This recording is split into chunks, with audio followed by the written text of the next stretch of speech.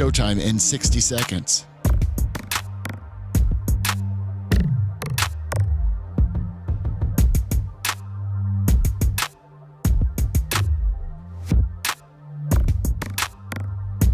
"45 seconds.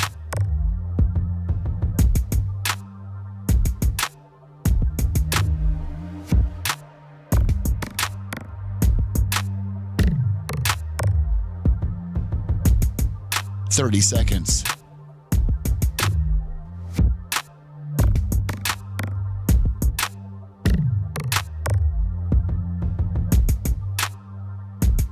The show will start in 15 seconds, and this is your last audible warning.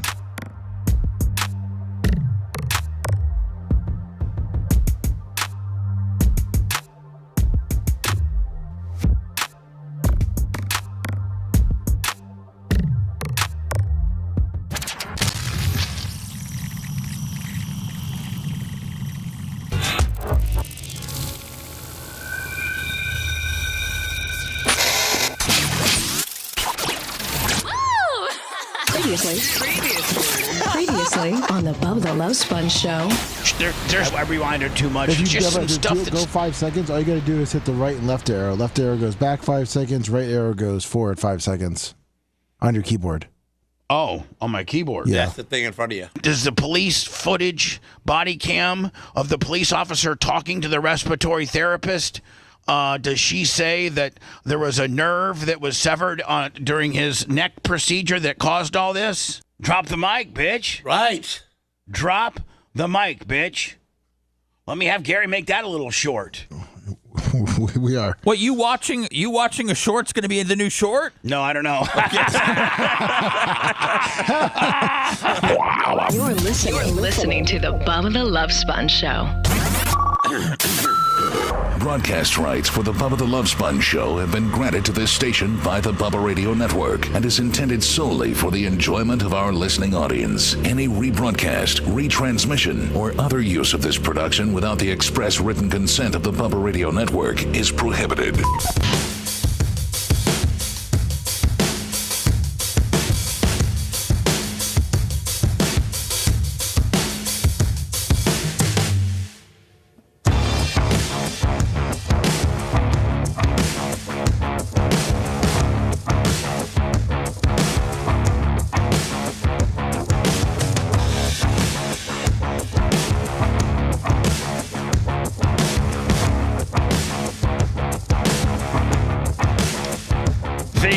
Sponge Show, 6 o'clock straight up Eastern, Monday, August 25th, 2025. Freshly from a Friday night Blizzard 200 that did really well. And really not a lot that happened over the weekend as far as news stuff. I know that my Warsaw Tigers, they took on the 15th ranked Fort Wayne Snyder. I don't know what the Snyders are called. The Panthers. That's your sports news from this weekend? No, big news. I was going to go through the. Oh, okay. I thought you were going to skip over the Sanders brothers. No, I actually tried to text Shiloh yesterday. And wanted to know if he wanted to go on the air. And I even know that he read it, and it nothing. So I'm thinking no. Well, you know what, Bubba? Honestly, man, he really, for you helping him get set up and everything when he came down to Tampa, he did a real good job of, stiff arming you and keeping you at arm's length the whole time he was here. He pretty much did. I reached out to him. You guys didn't do any. He said we were going to go do content and all that stuff. You guys didn't. I don't know if you saw him one time. I did not. Yeah. I did not see him one time. In fact, I saw his dad. I actually saw his dad in person while he was at practice, the first day of real practice, not rookie orientation or anything like that, but his first day of practice with all the entire team, Baker Mayfield, Chris Godwin, et cetera. And it was a Wednesday, I think it was. Dion flew into town because I don't think Colorado's team reported till that Friday. So he spent Wednesday here, Thursday in Cleveland to see Shador, and then flew Thursday night to be in Boulder to welcome the team, for training camp that Friday. And so I saw his dad, more than I saw him. And there were all reports. I mean, I think up until, Lummy, you're the biggest Buck fan, but clear up until last week, there were the scuttlebutt amongst reporters and people that don't have a dog in the fight were he was going to probably be the 4th or 5th safety. Yeah, and play special teams. Yes. Dude, if you're an undrafted free agent, you got to have 10 Rudy moments during the preseason to make the team. Right. And I think not only he had 2. Well, I mean, it really as big as anything. The only thing anybody's ever going to remember from his time in Tampa is swinging on the Buffalo guy. That's it. Yeah. This is what everybody's going to remember. Just so you know, the Fort Wayne team is called now the Generals. They used to be the Redskins. Oh, you can't even say that anymore. Fort Wayne Snyder? Yes. No. That's what it says. No. Fort Wayne Snyder, SNIDER, Fort Wayne Snyder, which I think is either 5 or 6A. Why would Lummy make this up? Why? What? You don't have to get hostile towards his corrections. Because they've always been. I think they were. Because every year that I played them, they always had black and gold. Well, things change. You can't say Redskins anymore. Exactly. But I think they always the Golden Knights or the Eagles or Their something. new name is the Panthers. Okay, Sorry. and then they've always been the Panthers. They've always been the Panthers. Black and gold. And when I played them, they had Rod Woodson on their team, and he beat us. I've already been through that story. Here's what we were talking about. Is this in the second quarter? I think it's in the second quarter. And Who knows? Yes, it's in the second quarter. It's early in the game. And I also think that had this happened a minute left in the fourth, then it's not near the problem it is as it is, in the second quarter. Now you are no longer available, and they have to make adjustments on whatever they were going to do with, third or fourth team defense. Shiloh's going to be coach of the defensive backs for Colorado this season. You know what? I wouldn't be surprised. I wouldn't be surprised. Here's the play that and here's the deal. Is this? I think he was on the bubble, and right there on the bubble to at least make the practice squad, maybe as a protected guy. And now Drew Rosenhaus, his agents, we hope so he gets picked up. They weren't even hoping he cleared waivers, because if you clear waivers, then the team that cut you has an opportunity to put you on the practice squad. If you clear waivers, if all 31 teams say we don't want you, then you clear waivers. No, he was on the first wave of cuts. When they put the guys on the second wave of cuts on the practice squad, the fact that they got rid of him that quickly shows that I don't think he was that close to making the team. I think he was, and I think that this was the pissed Todd Bowles off factor that could potentially happen in a game. And I think that, boom. That's the tight end, Zach Davidson. Now, see, I will tell you, man, the tight end's kind of being a dick. Oh, the tight end was absolutely being a dick, Bubba, and he absolutely taunted him, and the tight end should have gotten a penalty before that even got that far. I don't know where the whistle blew. Wait, about 10 minutes ago. Everyone else is done. I think the whistle has blown right now. Because if you look, for instance, if you look now, 80 is no longer engaged with this defensive back. 80 being a wide receiver, this guy being a corner. So they're disengaged because the bell, the whistle blew. So let's just say the whistle blew right now, boop, which is actually probably a little bit before it actually. Probably right there. Boop. Watch it in real time. You'll hear the whistle. You start at the beginning. That's the tight end. So the whistle's already blown. Okay, so, but again, you're not right. Started. Shut up. You're not right. You said you watch it in real time and you'll hear the whistle. I knew that there was no whistle in there. I knew that. So the whistle blew before this even started? Yes. This is all after the whistle. I just noticed your shirt, Bubba. It's kind of funny. What's that? I just noticed your shirt for today. Who's your daddy? Yeah. Again, so this is all post-whistle. Yeah. This is 8 seconds. 8 full seconds after the whistle. That's the tight end, Zach Davidson. And a swing. Dude, if he would have pushed the guy, nothing. But a slap across the face, a bitch slap, a Gone with the Wind 1920s bitch slap across the face. That's the tight end, Zach Davidson. Now, because if you look at the ref's about to pull the flag. But 84. But if you look at this right here, watch 84. Watch this. And Zach Davidson. That's the tight end, Zach Listen, Davidson. if you want to call a penalty on the tight end, you can, but you can't throw a punch in a game. Like that's. Yep. I mean, if That's anything, you could go past the whistle and get a 15-yard penalty for whatever. Why not offsetting? Because once he punched, because the NFL made a little harder rules this year. Once you punch, you're done. So there's no offsetting when a guy throws a punch. If Shador just kept pushing, kind of cat box, just cat. You know how cats just kind of go, Yep. If he just would have kept the hand nonsense going on, the jersey pulling, that kind of deal, he would have been okay. The minute he comes and brings that punch, you get cut. Yeah, if he didn't punch, it would have been offsetting penalties on both of them. That's the tight end, Zach Davidson. And a swing. God, what he probably wouldn't do to have that back. That's his Hogan sex tape moment. That's the tight end, Zach Davidson. And a swing. So, right after that, I think, Lummy, they cut him that night or early that morning. The reports were early in the morning. The Tampa Bay Buccaneers will reportedly waive defensive back Shiloh Sanders after he was ejected from the Saturday night game against the Buffalo Bills.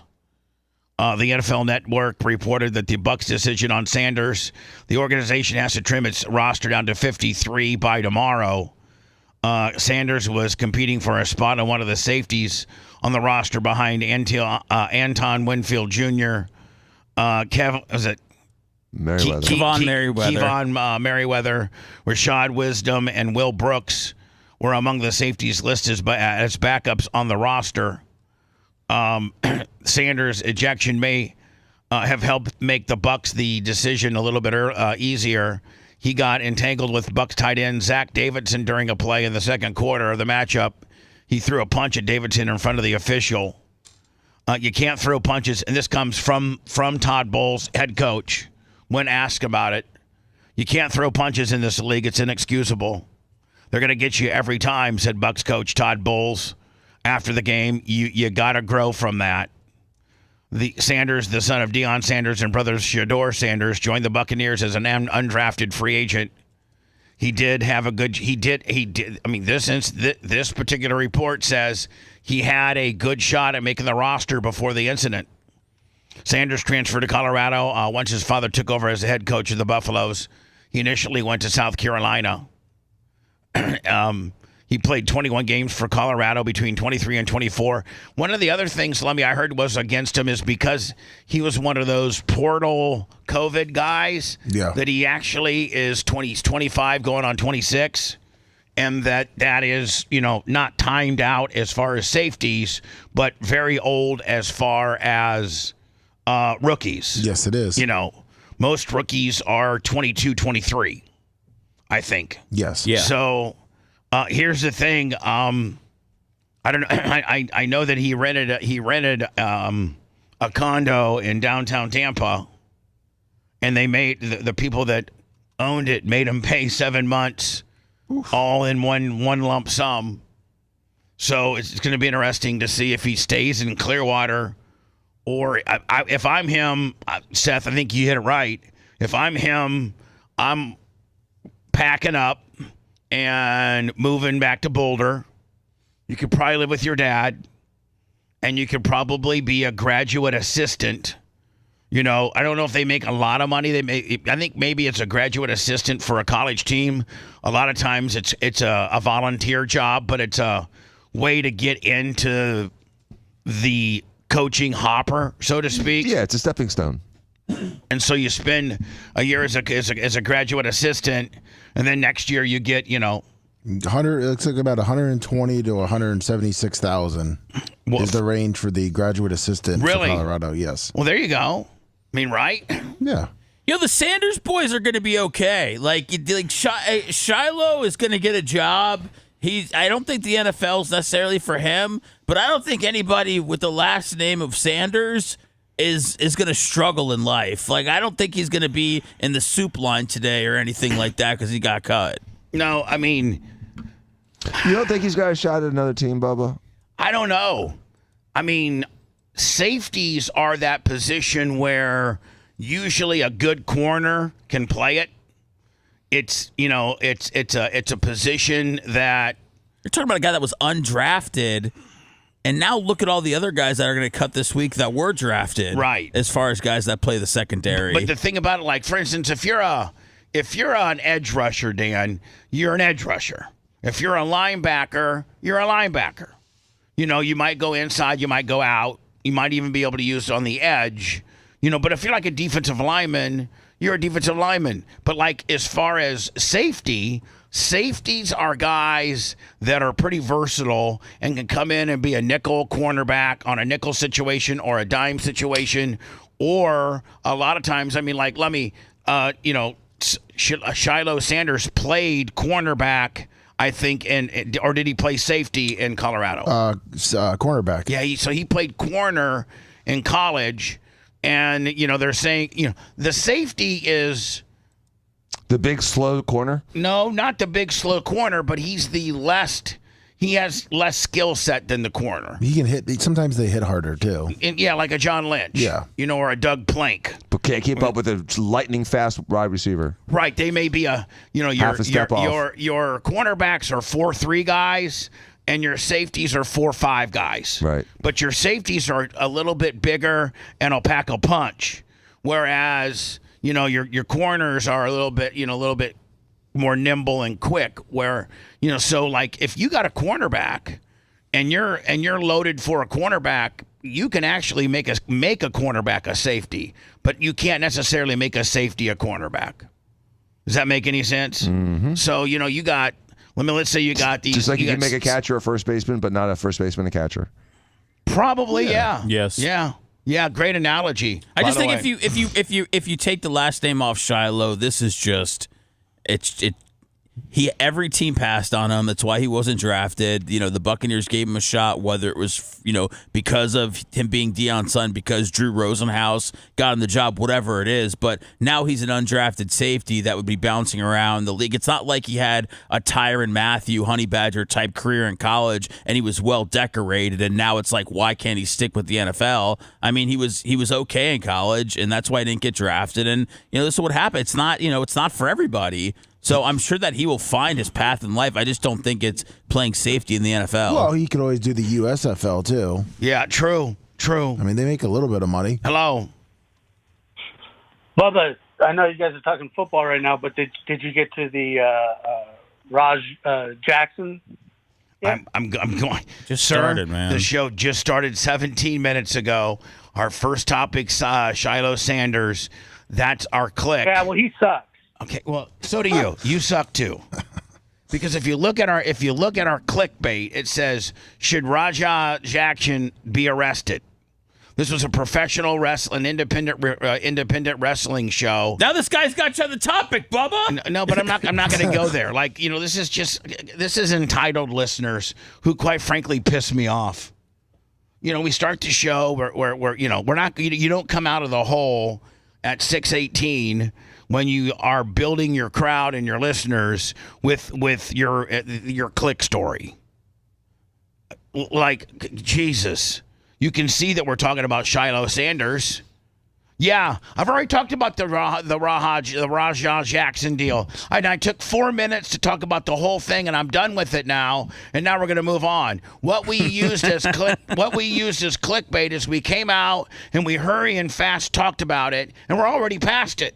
Sorry you missed it. You stupid son of a bitch. Did you guys? I think Seth sent this to me. And no, so you didn't. I don't know what that is. This is me. I sent this.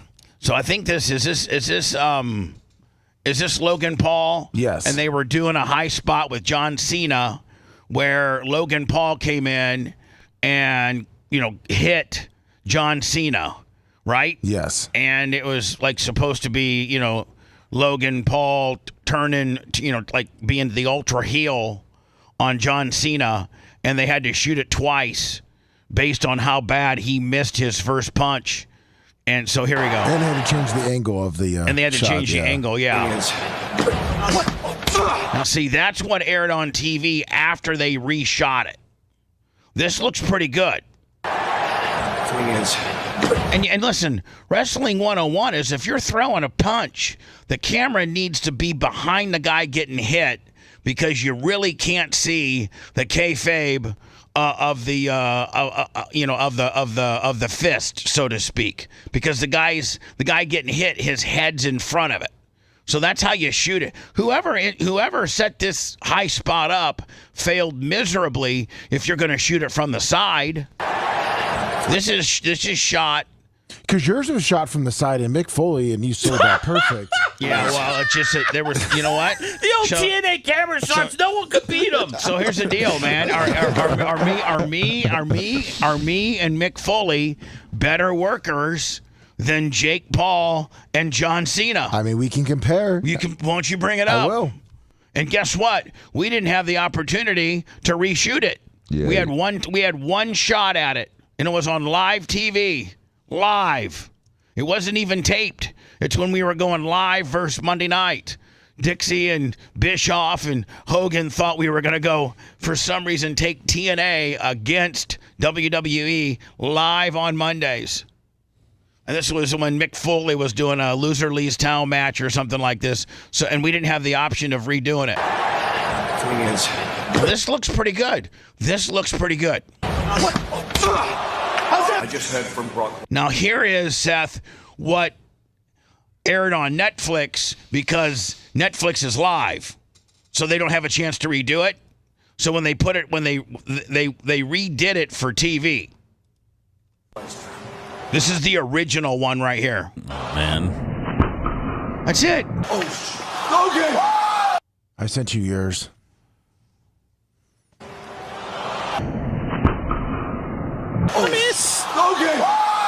I mean, that was horrible. But that's what it is. It's fake hitting, guys. No, it's not.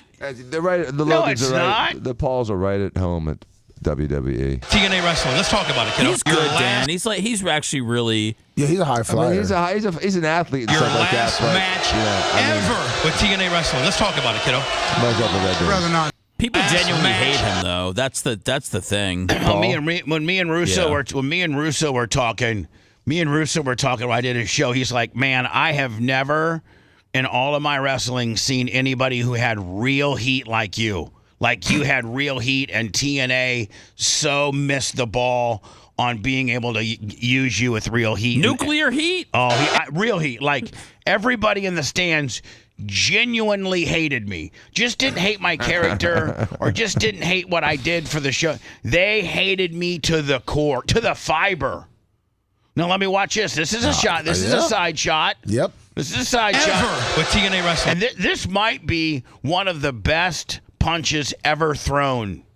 Let's talk about it, kiddo. I'm going to play it two ways. I'm going to play it without stopping it and how good it looks, and then I'll play just how much he grazed me and how I took the bunk perfect. Watch. I'd rather not. Now's not the time. Okay, Bubba? It's not the time.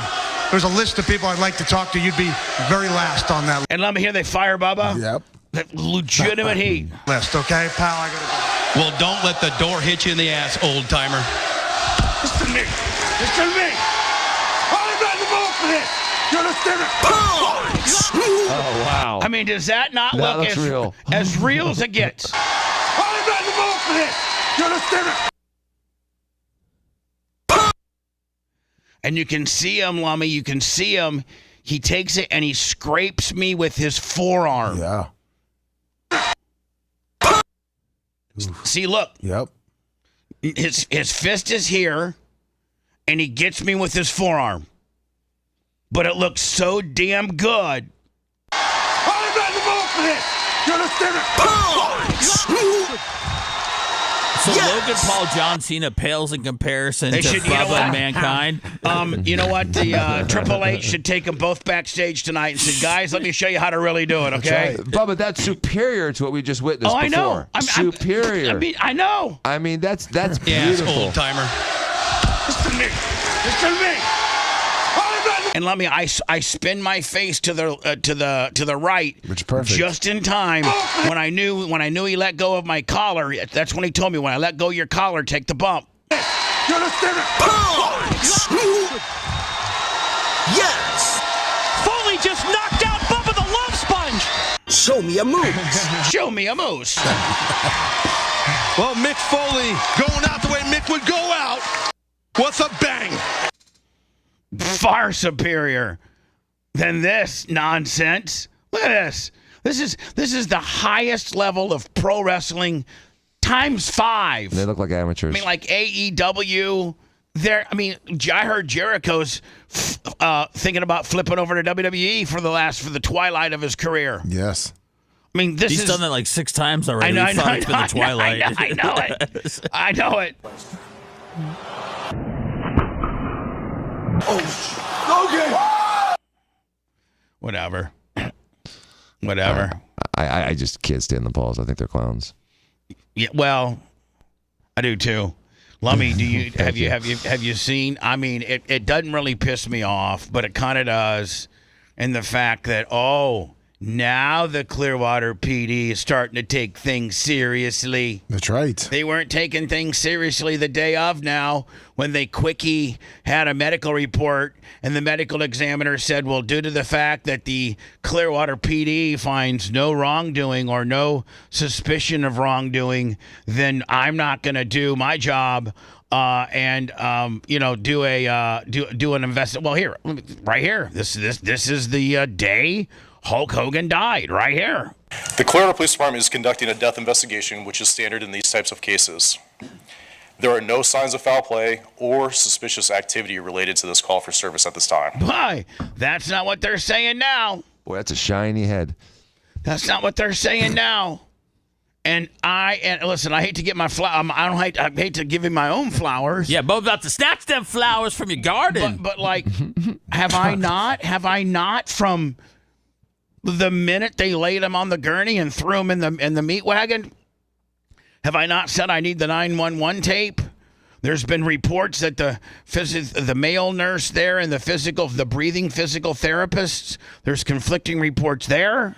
Mm-hmm. His primary doctor is the guy that signed off on the death report, which really isn't as kabuki as I initially thought, but that guy certainly has a dog in this fight with regards to possibly covering his ass. So if you can sign off on the death certificate and then the medical examiner doesn't do an autopsy and they put orders of cremation in, let me look at this. This is dated on 7/30. Yeah. Almost a month ago. They were trying to cremate this guy almost a month ago. Wow. A quickie cremation. Terry Jean Bolea. He was at the Sylvian Abbey Memorial Park. Manner of death. Natural. Cause of death. Dan can tell me what it is, but it's basically the old guy heart attack. Acute myocardial infarction. But kind of, Dan, if you're old guy heart attack, right? Mm-hmm. Consequences of history of AFib and leukemia. No. The had nothing to do with it. No. Date of death, the 24th. Date of birth, August 11th, 1953.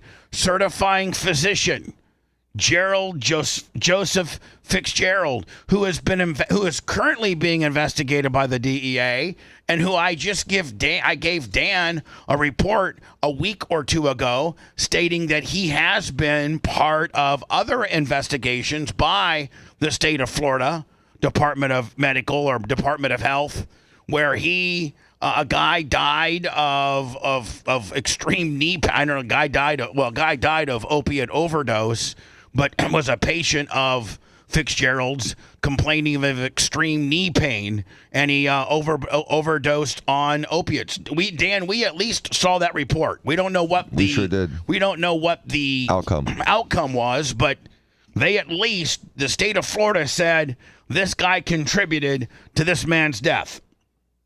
We then let me pulled up, his court records and various things like that. And there's medical malpractice, there's battery, there's tampering with witnesses, there's just all kinds of different things with this doctor.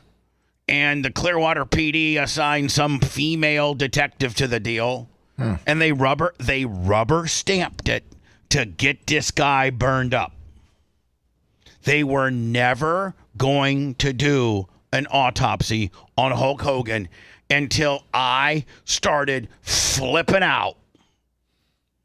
And now that and here's the thing, back when we were the only ones that were claiming foul play, so to speak, in his death. Suspicious play, we'll say. At least untruthful reporting, from the family, from his inner circle, from Eric Bischoff, from Brian Blair, from Jimmy Hart, from his wife, from everybody else. Hogan's great, Missy Beefcake. Hogan's great. He's good.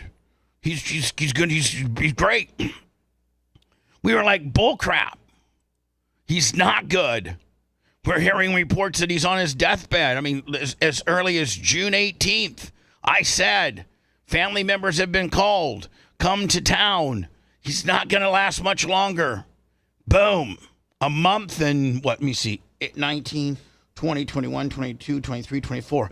A month and 7 days later, he dies. 6 days later. A month and 6 days later, he dies. So, and within his death, they want to just kind of be non-transparent and not necessarily, transparent and truthful about that. He died of an old guy heart attack. No, he didn't. No, he didn't. He died of some type of complication from this phrenic nerve that was possibly severed and or nicked, which was causing him to have shallow breathing and not being able to fill his diaphragm up with air, and not be able to move his diaphragm, so he couldn't fill his lungs up with air, and couldn't talk. And he really died of his respiratory failure. Yeah.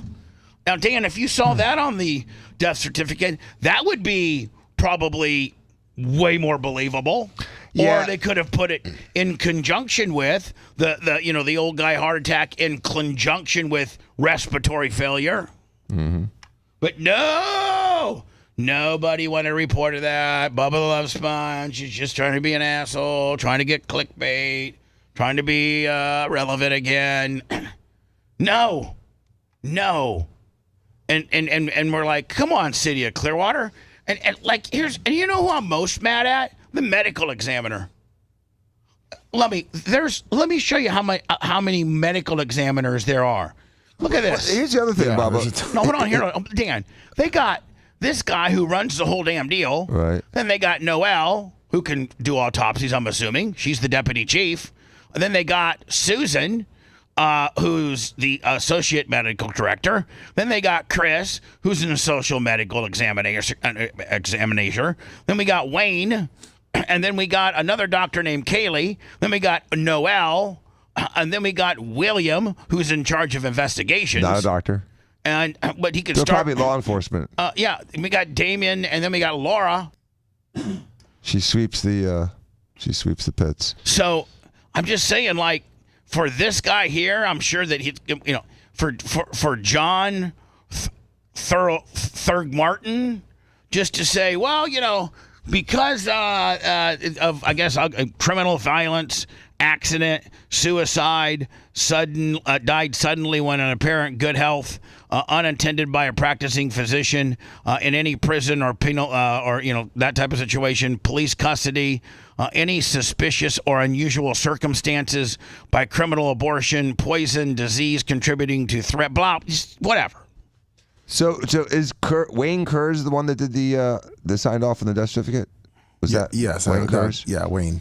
So let me see here. Top left. Yes. Wayne, Okay, that's what I thought I Wayne saw. Kerr. Wayne Kerr, Dan, is the one. Associate. He's an associate. So he's a like jobber. 1, 2, 3, 4. He's the associate medical examiner. Lowest on the totem pole of that list. Right, within the medical examiner world, he's the lowest.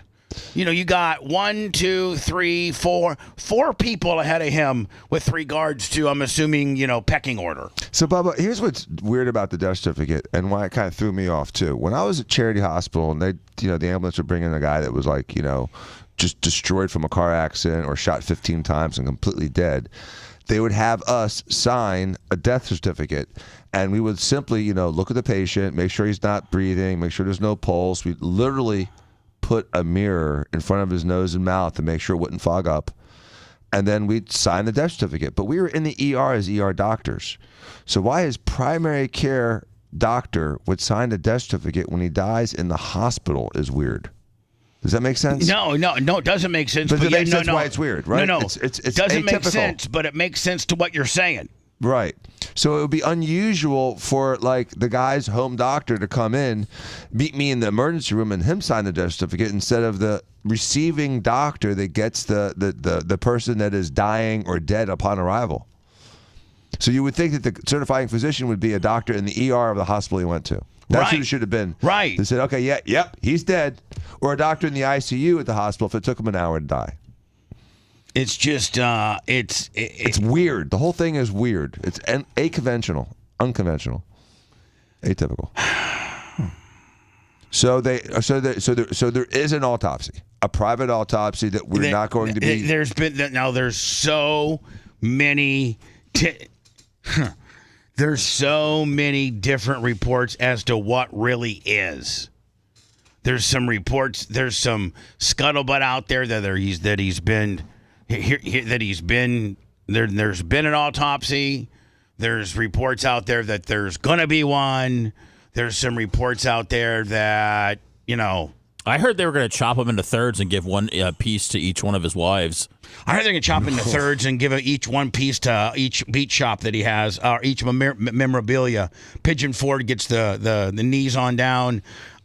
Clearwater Orlando gets the pelvic region, and then the original Hogan's memorabilia shop, Lummy on Clearwater Beach, gets the upper torso. Nice is what I'm heard. I like to see that. And so now all of a sudden, and this is what pisses me off. Lots of different places, including TMZ, gave me the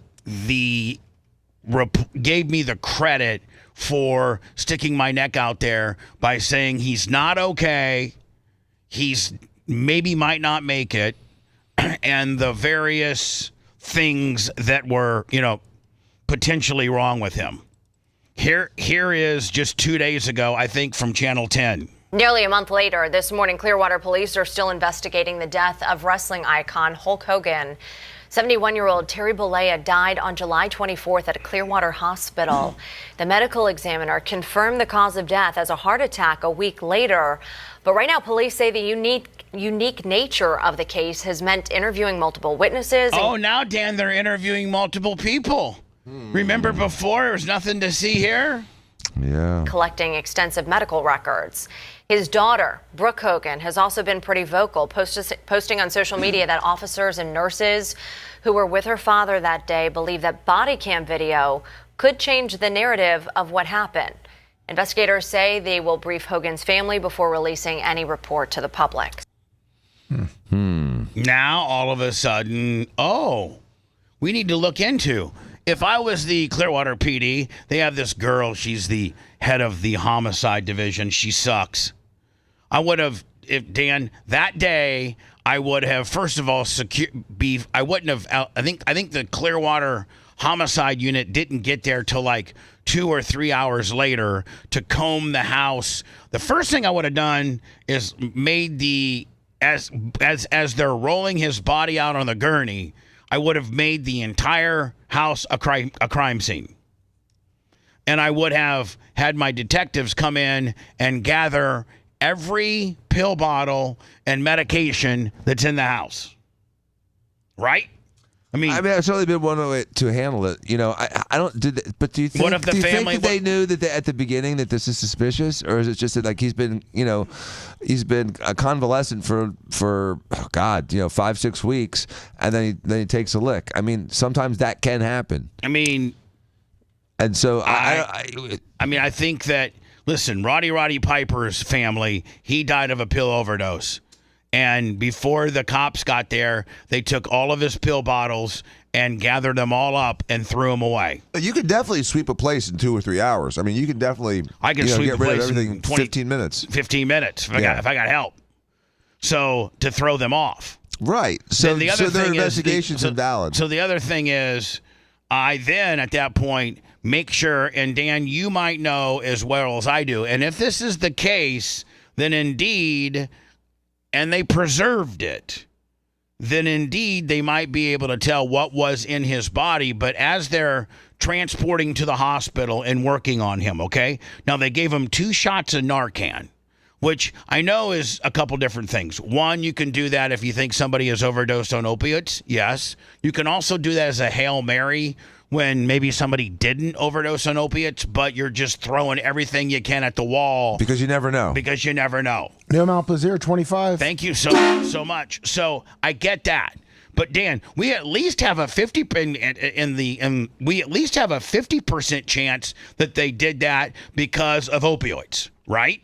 We got a 50% chance that it was a Hail Mary, and we got a 50% chance that they did it because either Sky told them or they saw, an opiate bottle, laying beside him. Or they were just common sense people that knew what had happened to the last 25 wrestlers that died of opioid overdose, and they said, "Oh, maybe because he's a pro wrestler, there's a good chance he's got some narcotics on board." So if it's not an unreasonable assumption, as you're a paramedic and you're working on Hogan. Mm-hmm. And you're talking back to Morton Plant. There's radio traffic. Squad 51. Squad 51 with the ringers and the lactate and the feed D5W. I got, was it Dixie? Yeah. Dixie. She was always kind of hot. And then she took over. Some Joe Diaco looking dude. Do you remember he was really good looking, had dark hair? She goes, I got it, Dixie. And Dixie would get him going, and then he would take over. But do they, at that point, as they're working on Hogan with running various IVs, shooting him with Narcan, maybe taking those chest paddles and hitting him with the chest paddles, trying to get an AED machine, and maybe intubating him too, Bubba. I did have a medic that said they could have potentially vented him. You know what I'm saying? Yeah, intubated him and put him on a ventilator, or start bagging him. Would they have at that point? I was told that if you're being transported to the hospital and then you go to the emergency room and they're still working on you, that they are pulling blood samples. Without a question. So, and that's a couple different things. One, to find out what's in his body, but 2, to make sure the paramedics didn't put something in there that was detrimental to him, to cover their ass as well. So they're pulling, would you say that they had no less than 6 to 8 vials of his blood? They probably had 4 to 6. And so if that 8's a lot. That blood has to be preserved, does it not? Well, it's sent to the lab. When they send it to the lab, they send some of it for the normal things like CBC, hematocrit, white count. See if there's infection. They send something for pH, electrolytes, and then they also send something to a toxicology lab. Because they would want to know what's in the blood. Now, that's not unreasonable, and they do that all the time. He died a month and a day ago. It takes a month for those numbers to come back sometimes. So, okay. So they're coming back now. If they sent them, some of those labs are come back now. Okay. Great. We should know. We should know. Are they going to be honest with us? Are they going to be honest with us? And that's not autopsy information. That's emergency room / paramedic information. But I don't know. I don't know that you need an autopsy if those numbers come back the way I think they're going to come back. Well, here's the point, Bubba. The only person is the executor of his estate. So if that's Sky, then she has right to his records, and part of his records include the blood work that was done en route to the hospital and at the hospital. So she would have access, arguably, to all that information. And they have to give her the records, regardless if there's an investigation or not. The executor of the estate has you own your medical records, and when you die, the person that is in charge of your estate has access to your medical records. What I'm saying is this: let's say they get the blood panel toxicology report back here in the next week or so. Mm-hmm. Which is what you said about a reasonable time to get them. Yeah, because there's the screen, and the screen can be done immediately. But when they start giving exact levels of everything, that takes a few weeks. Sometimes. So is it the Clearwater PD's responsibility to let the public know what those details are, or can the executor or Sky in this case, the wife, can she say, I don't want that information released? It is the responsibility of the EMS and the Clearwater Police and the hospital not to release it to the public until Sky or whoever the executor of the estate allows it to be. So it's private medical records right now. So what I'm saying is, when you say allows it to be, am I also assuming that they can say no, don't release it? Yeah. Because we don't want Bubba's theory of he overdosed himself? Or even your theory where he overdosed himself because he knew that he would never be able to speak or talk or have that loud, boisterous promo voice again. That, and listen, I think it was on, maybe you can find it for me. Kevin Nash, it was on his Click program, talked about. Yeah, I have it right here. Oh, you do? Yeah, about what he heard his last words were, and how he told Kevin Nash that he was probably at the end, it was over. I sent it to you, 2:05. Oh, perfect. We'll get to that next. So it only validates, Dan, what you and I said, and that is he could have very well said, "Hey, if I take 15 Percocets." Already having a diaphragm, shallow breath, not being able to breathe very efficiently, and Percocets and opioids, they slow the heart and breathing down. If you take 15 Percocets, you're going to kill yourself. Probably. Mm-hmm. If you're in the condition that he's in, correct? Mm-hmm. Maybe he knew that it would never be the same and that his time was near. Just like what he told Kevin Nash. Don't forget, the day after all this happened, I was the one that screamed, he died of opiate overdose. That's why Fitzgerald quickly signed the cremation report. They wanted to get this guy cremated. Several different people did. And listen. What a movie this is going to make. Oh, my God. I don't know who makes it. Does Brooke make it? Does Nick make it? Does Sky make it? Who makes it? John Grisham. So anyway, get me that Click deal. It's in your messenger. All right, perfect. If you want 24/7 on-demand Bubba and the crew, go to BubbaArmyHQ.com. Right now. The Bubba the Love Sponge Show will be back after this.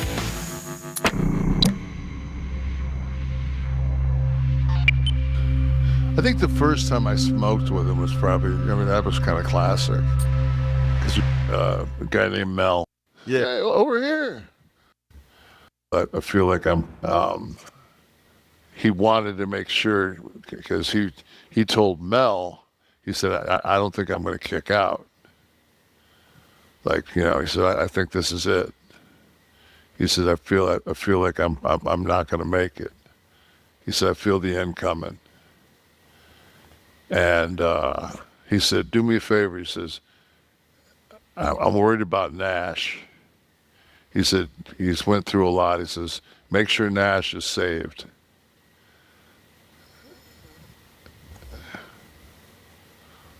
You didn't tell me that. Yeah. Jesus, Terry's some of his parting thoughts were about you. Yeah. I guess because knowing everything you'd gone through. Yeah. But, we talked, we talked every couple of weeks. Just bullshit, just, hey. Yeah, that's one thing, but at that moment, the gravity of the situation to want to, because I know you did talk faith with him a little bit, right? Yeah, we talked. I mean, he was, that's why, I got so indignant over that whole factor. It was just like, it took a lot. People think that he, they have such an opinion of him that they don't know him, because he didn't ever.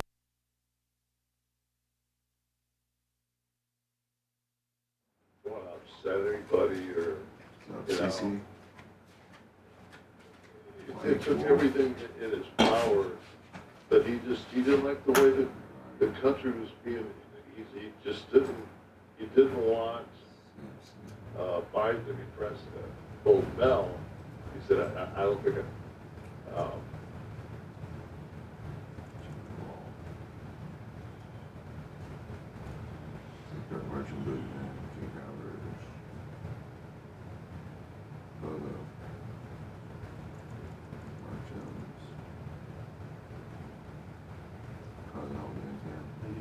Here. Tokyo Dog, Country Girl 92, 33 months, 843. Lummy, did you get that crazy bitch Jennifer call your show? Yeah. What?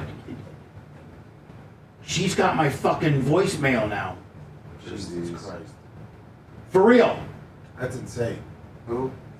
This crazy fucking lady that called. That's what yeah. She said she's never gonna stop. Lovely.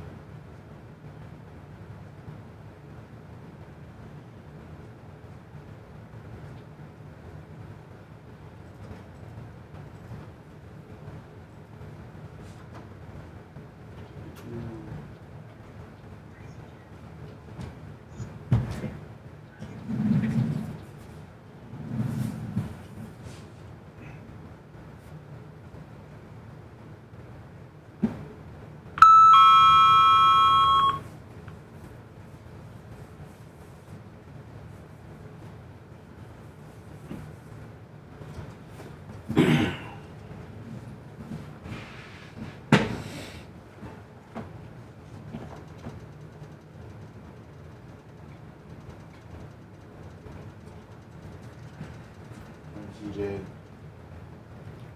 Yeah. Fucking crazy bitch. TJ. I mean, did you ever find my reel? I sent you one right above that too, where it was kind of what they were saying, and then we put the clips of you. Which one? Let me see here, lover. Which the YouTube one, right below Mick Foley.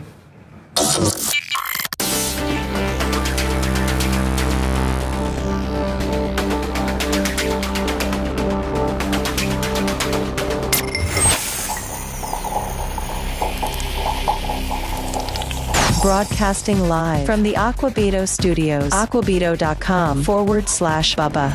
It's the Bubba the Love Sponge Show.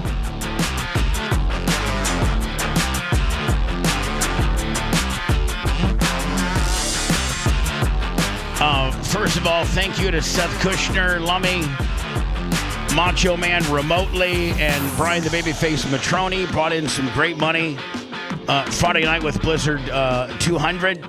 So thank you, Seth, for that as well. Thank you. Lummy, as I'm getting up to speed, so I checked my voicemail on Friday. Yes. And I get... By the way, I don't even... For all these years, I've not had voicemail.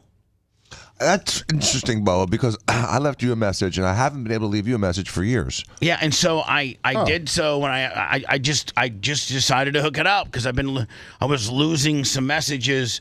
I was in the middle of this documentary thing, and I just figured I needed to have my voicemail hooked up. So I hooked my voicemail up for the first time in probably a decade or so. Wow, because you're not 13 and you're not a boomer. I don't care about if I miss your call. I can see that I miss it, and I can call you back, or you can call me back.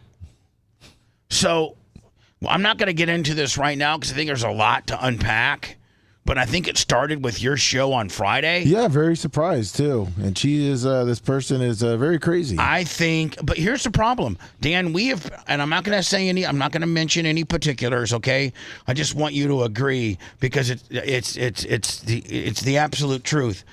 I don't get the same protections that people of like people that live in this area. If they're wronged, they get far more protection than me.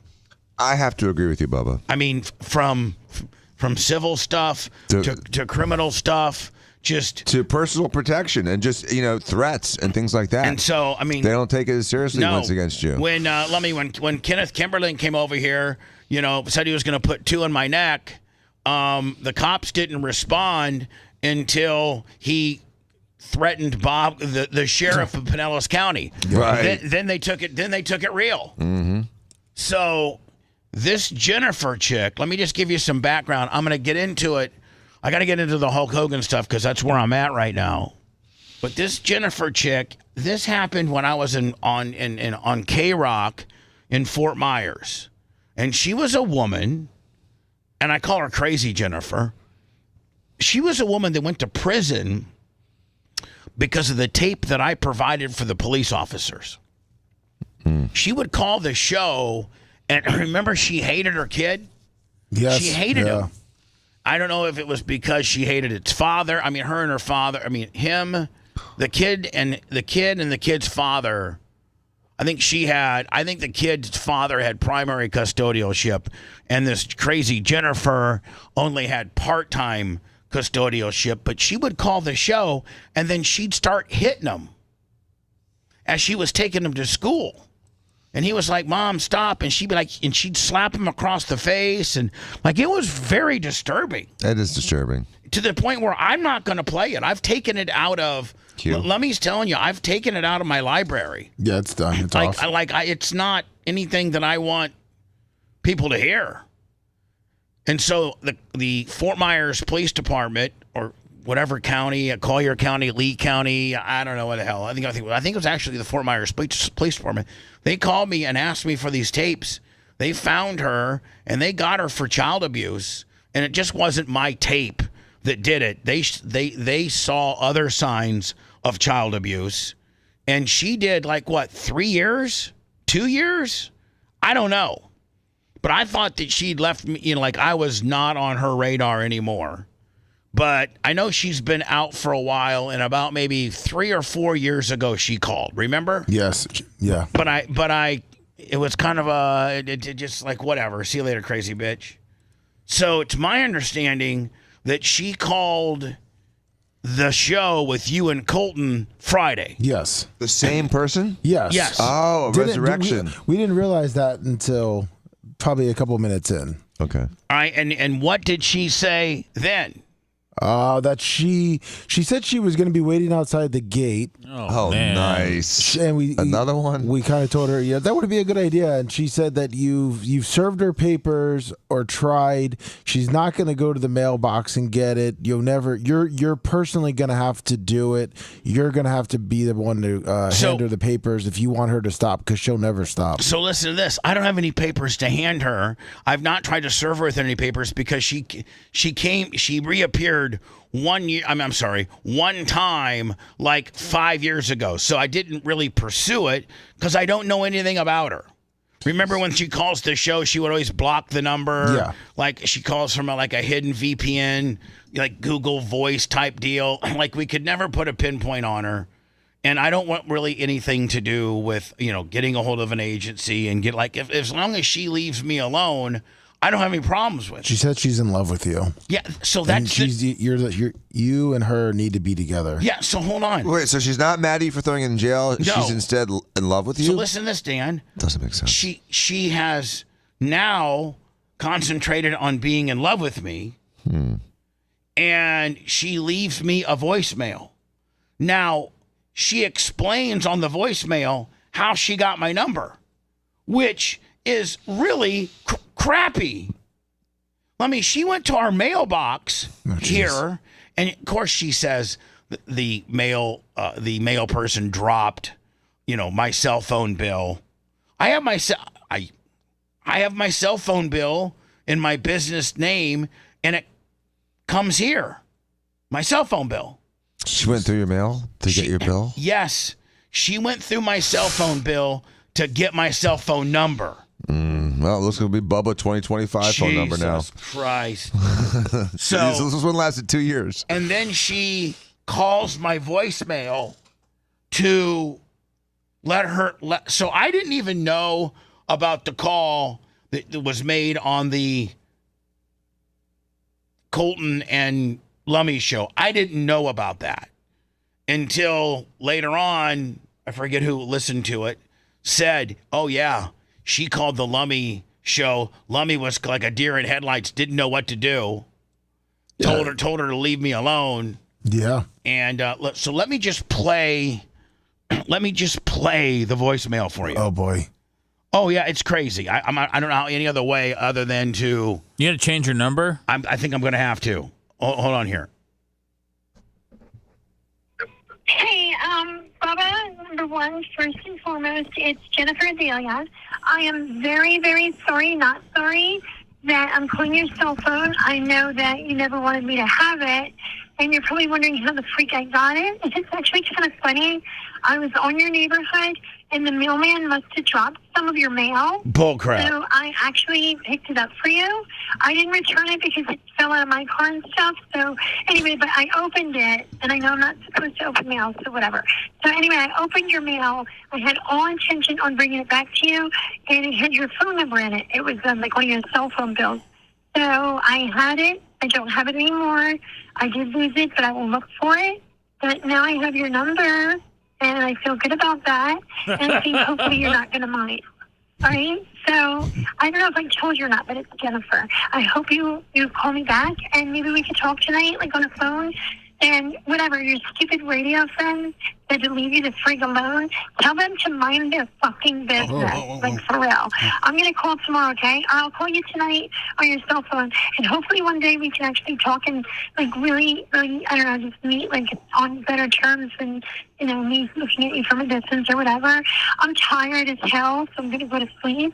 It's like 1 o'clock in the afternoon. I haven't slept since yesterday because, well, never mind. You don't even know about that. I thought you picked up the phone. Hello? No, hold on. Does she not sound psychotic? Like absolute, like she cuts herself off. Like, okay, I haven't slept for 1 o'clock, but another minute. Like, oh my God. It's bat-ass crazy. Hold on. Oh, damn it. Somebody that's willing to open up other people's mail is more of a danger to society than RaJa Jackson. I mean, I think I would have to agree. Here we go. Maybe we could talk tonight, like on the phone, and whatever, your stupid radio friends. She's talking about Lummy? Yeah. Like, for real. I'm going to call tomorrow, okay? Or I'll call you tonight on your cell phone, and hopefully one day we can actually talk and, like, really, really, I don't know, just meet, like, on better terms than, me looking at you from a distance or whatever. I'm tired as hell, so I'm going to go to sleep. It's like 1 o'clock in the afternoon. I haven't slept since yesterday because, well, never mind. You don't even know about that. So, I thought you picked up the phone. Hello? Bubba, is it you? Oh, I thought you picked up. All right, anyway, hope this is a cell phone and not like a house phone. I know where you live, but you know that already because you said to the police officer, who is an asshole, and that's the guy that dealt with me when I had my kid problem. Whatever, I don't have that problem anymore. But that cop said not to ever go to the radio station, don't stand outside. So if you still, feel that way, let me know. But you'll have to call me to tell me. I'll talk to you later. Love you so much. Bye. Love you. I love you. Wow. And what happened? You hooked up with her one time, Bubba, and then that drove her crazy? No, I've never even seen this. Oh, I thought you woman. laid that dick down nice. No, I've never even. No two finger. The only no, guys, stop with all that. Stop being funny. Because no, I've never even. The only correspondence I've had with this woman is I cooperated with the Fort Myers Police Department and gave them all the tapes that when she called in numerous times, 3 or 4 of which she would be hitting her kid as she was talking to me. She'd be like, and she'll smacking her kid. And I've probably talked to the Fort Myers Police Department and then their state attorney's office, just to validate the tapes and the days of the tapes that came in. Remember, Lummy, I think we gave him 4 or 5 call-ins that she called, and that's the only interaction I've had with the woman would be through the police department. And I wasn't even like, I was just giving them material that they wanted from when she called the show. That's it. So, Lummy, I just want, Jennifer, if you listen to the show, it would be better. I've already blocked your number. But here's the bad thing, Lummy. If I blocked her number and she knows my number, she just gets another Google burner gimmick. Yep. And she'll call again. Yes. Yeah, that won't stop I'm anything. just telling you right now, my fiance is a retired police officer, and the reason why they retired her out is because she shot somebody and killed him. Oof. So For leaving stupid messages on her cell phone. So go ahead and stalk me. Go ahead and say you know where I live. Go ahead and do try to scare me. You don't have to worry about me. I'm not even reporting this to, you know what? I'm not, because Dan, why should I report it? They don't ever do anything. Right. So I'm just going to handle it my own self. My head's going to be on a swivel. And if you get, too close to me, but Lummy, here's the thing. I don't even know what she looks like. Like, I don't even know. So every time you see a girl, you're just going to be like nervous for a second? You know what I think I probably should do is I'm going to get a hold of the Fort Myers Police Department, Lummy. Yes. And I'm just going to tell them that she's calling me. Can they at least send me her booking photo or whatever, or whatever photo? She spent 3 years in prison.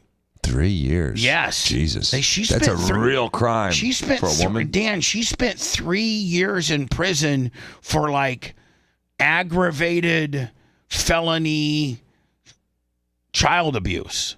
Like, they didn't even get her for stalking me or nothing like that. I mean, I don't know that you can really stalk me. I'm a public figure. But I'm just telling you, I'm going to You can stalk you. Absolutely. Going into your mailbox is stalking you. Well, showing up at your front door uninvited is stalking Dan, you. That's stalking the average person. Bubba the Love Sponge doesn't play a good victim, remember? Yeah. She has to actually take a shot at you for it to be she got stalking. to kill me. Or just to graze you, like ear deal. So, listen, Jennifer. Are they just relying on your natural body to just protect you from any kind of penetrating trauma? I don't know. She just has got to go. Just please, Jennifer. Just go away. Ooh. Just go away. I just. You may be able to get a picture off the DOC, Florida Department of Corrections I don't website. We don't know her last name. I think she does say her last name, Lummy. Does she? She said it quickly. But I don't think it's real. Mm-hmm. Because Merch Crick tried looking her up and couldn't find it. I couldn't find at least anybody that had been. It's a common name, but I couldn't find anybody that had been in trouble or been arrested or anything like that with regards to that name. And this lady called Friday? Yes. She called Lummy's show. Yeah. She called Lummy's show. What did she say on your show? Oh, Colton really went into her because Maybe Lummy, you guys could get that call for me. Yeah, there's a lot of editing to do. So yeah. Colton started really MFing her, and so then she went back and forth. Okay. It was a little girl fight. So anyway, I'll get it for you. Hello, Bubba. Yeah. I can get you the booking photo off DC right now. You just got to give me her first and last name and an email to send it to. We don't know her first. She calls herself Jennifer, but she uses a common. So we don't even know. No, she uses a common last Lord. name. She uses a common last name that I've already looked up. That's not her, like, I've looked it up and then see if that person's ever been arrested, and I went through the Fort Myers Police Department, then went to the Florida Department of Corrections, and like it's right. Her last name is some surname that she's made up. So it's, I mean, her Jennifer might very well be her first name, but I don't think that the name that she gives is her. And I've looked it up already. Let's just see what it says. Let me see here. Hey, Bubba, number one, first and foremost, it's Jennifer Adelia. I am Jennifer Azalea. I thought it was Adelia. Adelia, yeah, or right. Adelia? Adelia? A-D-E-L-I-A? We'll listen again. sorry, not sorry that I'm calling your cell phone. I know that you never wanted me to have it. Hey, Bubba, number one, first and foremost, it's Jennifer Adelia. I am...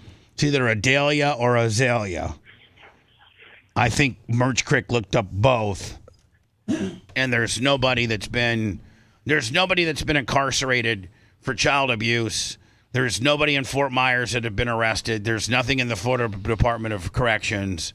So I think it's a made up. She's not that stupid.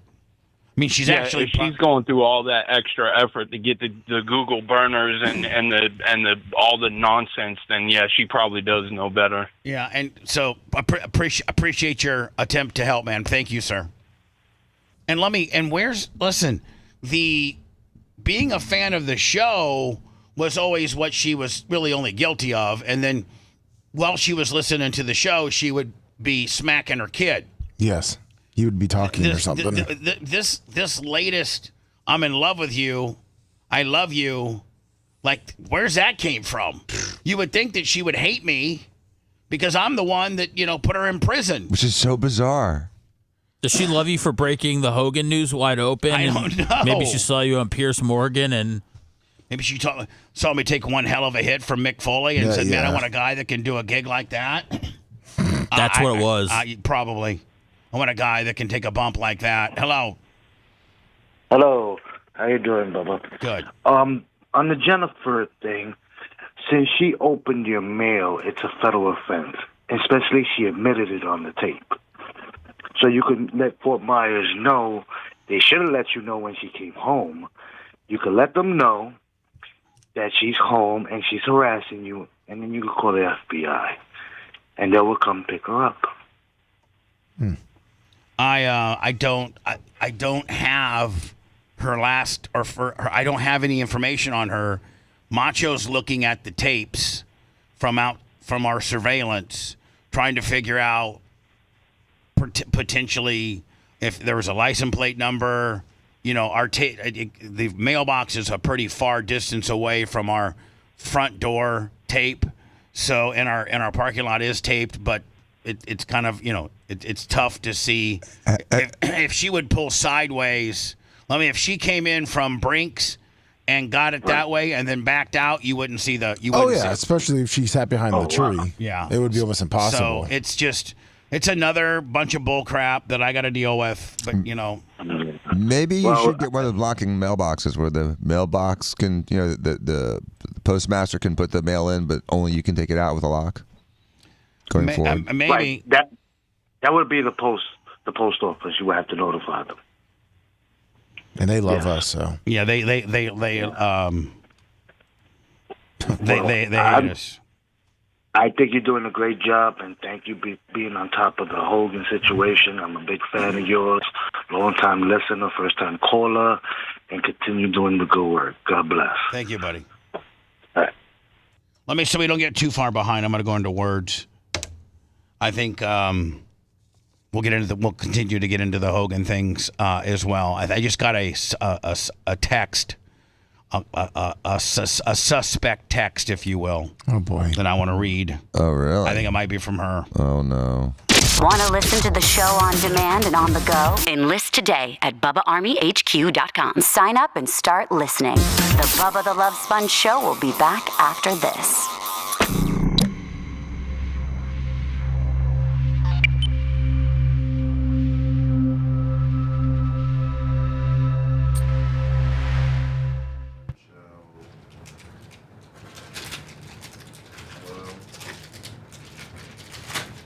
You call every day and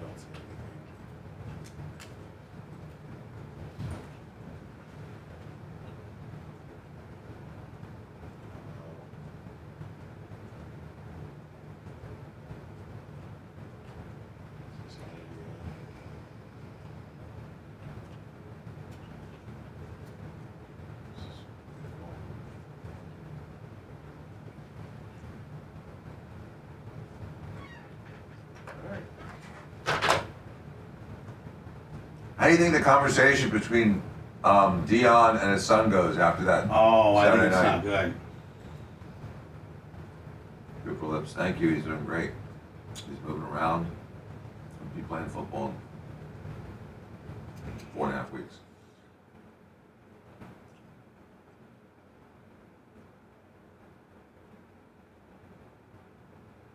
What's up, Angry Sig, Dirt Merchant, Kirk, Wayne, Galasso, Cannon.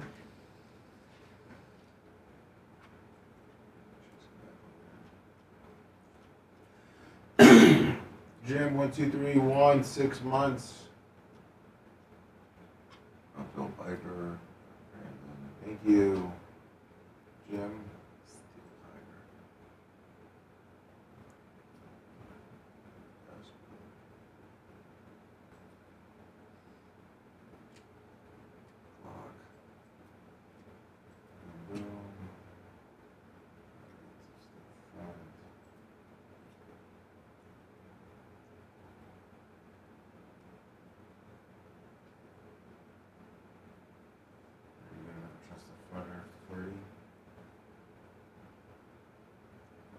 Ready for the long decker?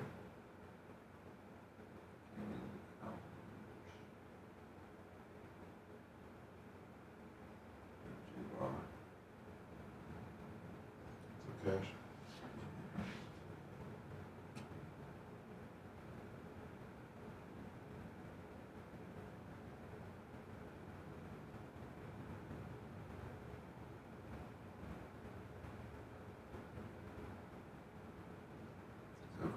What's going on?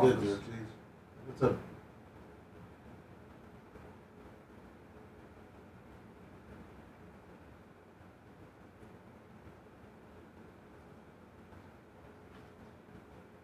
Morning, Glowbug.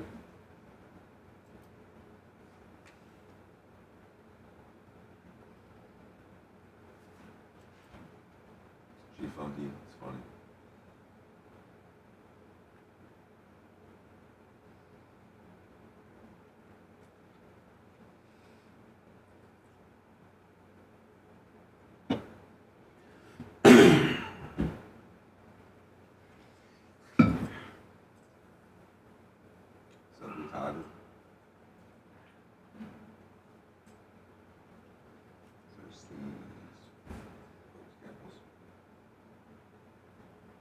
Reverse lookups on what?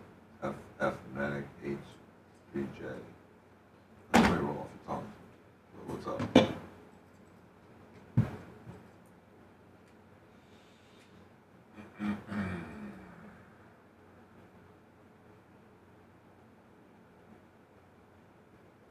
No way. He doesn't live on it.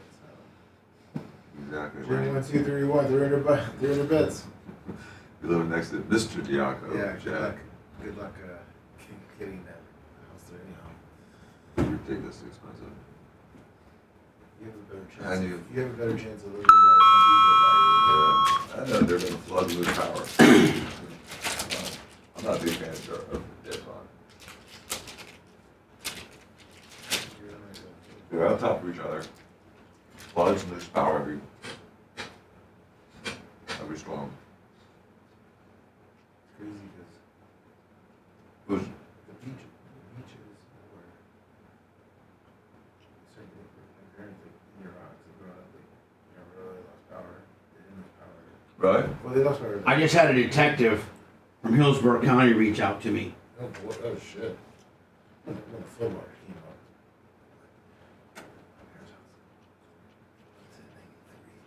Saying that I don't have to have footage, Dan. She admitted it. I don't have.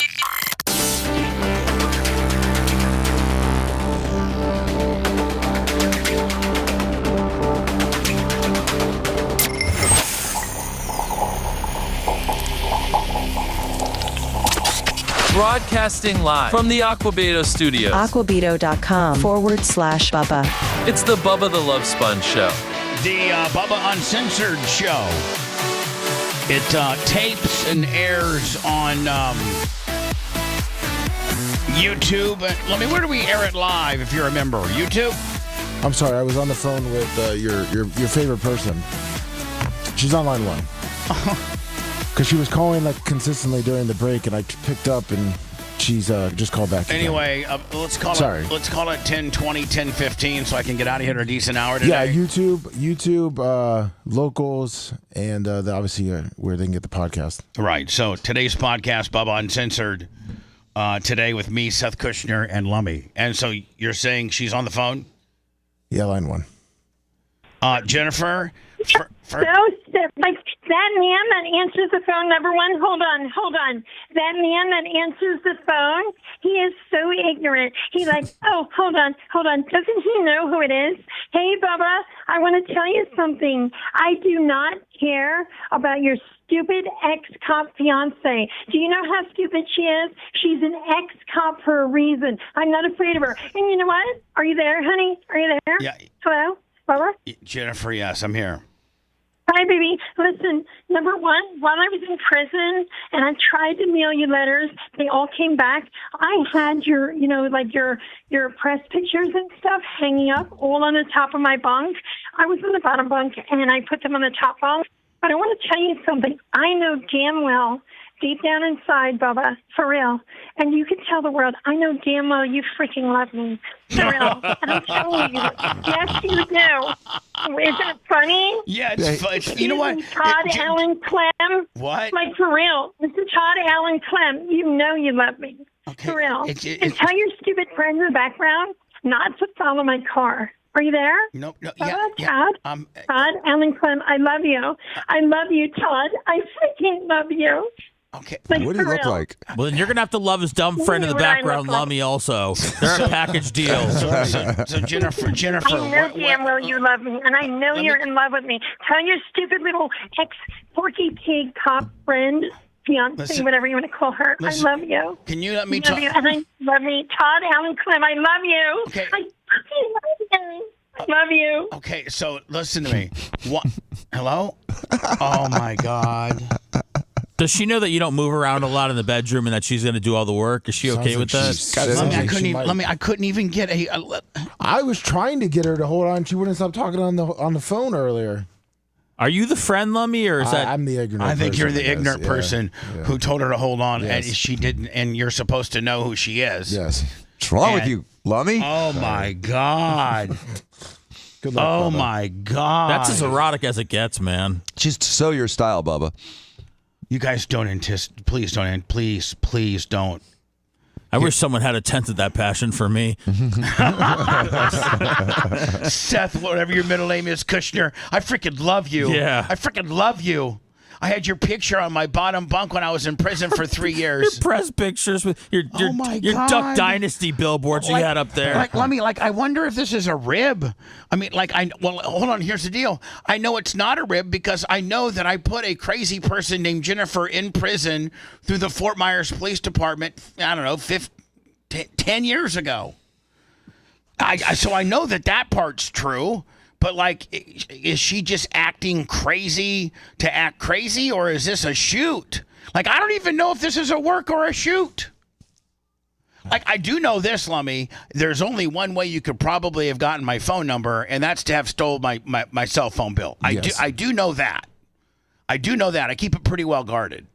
So, is it time for me to... Again? I think it's time to first and foremost change my phone number. Yeah. But then have not have the bill sent to here. Maybe have auto pay or email or something like that. Maybe you go paperless, Bubba, and they just email you when it's time.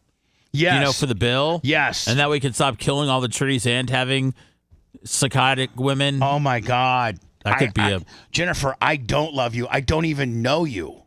Do you know what she looks like? I don't even know what you look like. But you'd lay it down. No, how could you lay it down? He has no idea. And let's say you laid it down good with her. Then she's totally going to be... It doesn't, good or bad, it doesn't matter, dude. She's going to love you either way, which is awesome. Yeah, that's right. And think about poor Erica. This isn't... She's worn out anyways, man. She wants to get into one of those... Thruples. Polycule. Yeah, one of those polyamorous relationships like they do in Utah. So she can tag her in when she's done. Oh my God. She's like, Bubba wears me out. You can have half of it. I don't care. She's ready for a retreat. I just don't know. I mean, okay, what would you do if you, Dan, what would you do if you were me? What would I do if I was you? Well, I would. See, you can't even tell you. It's a tough one, Bubba, because first of all, I'd get a picture of her. I'd endear her enough for her to send a picture of her and some contact information, and then I'd maybe do the bait and switch. The next time I call, I'm gonna say, Jennifer, shut up. You're just so sporadic and so crazy, and I love you, Todd Clem. I love you, Todd Clem. I love you, Todd Clem. Like we're not gonna get anywhere with that. Let me find out some information about you. Can I see a real picture of you? But at that point now, I'm encouraging her craziness. Like I gotta like this. If you ask her to send you something, then you can't get mad that she's sending you stuff. Right. So I need to almost But you need to find out who she is, Bubba, and you're not gonna find out who she is if you don't get some more information about her. And then here's the deal: the nicer I am to her, now I'm encouraging her. What she's doing is obviously illegal, is obviously not cool. So do I get the police involved? The police never, ever seem to want to help me. Do I get the police involved? Well, you call them up and say, this girl that I've never met before that stole my mail. And by the way, I did have a detective text me and said, you wouldn't have to get like her license plate number. She admitted that she stole your mail. So you don't need verification or, proof that that'd be like, Dan, if, I shot your dog and you're trying to find out. I said, yeah, I shot it. I shot your dog.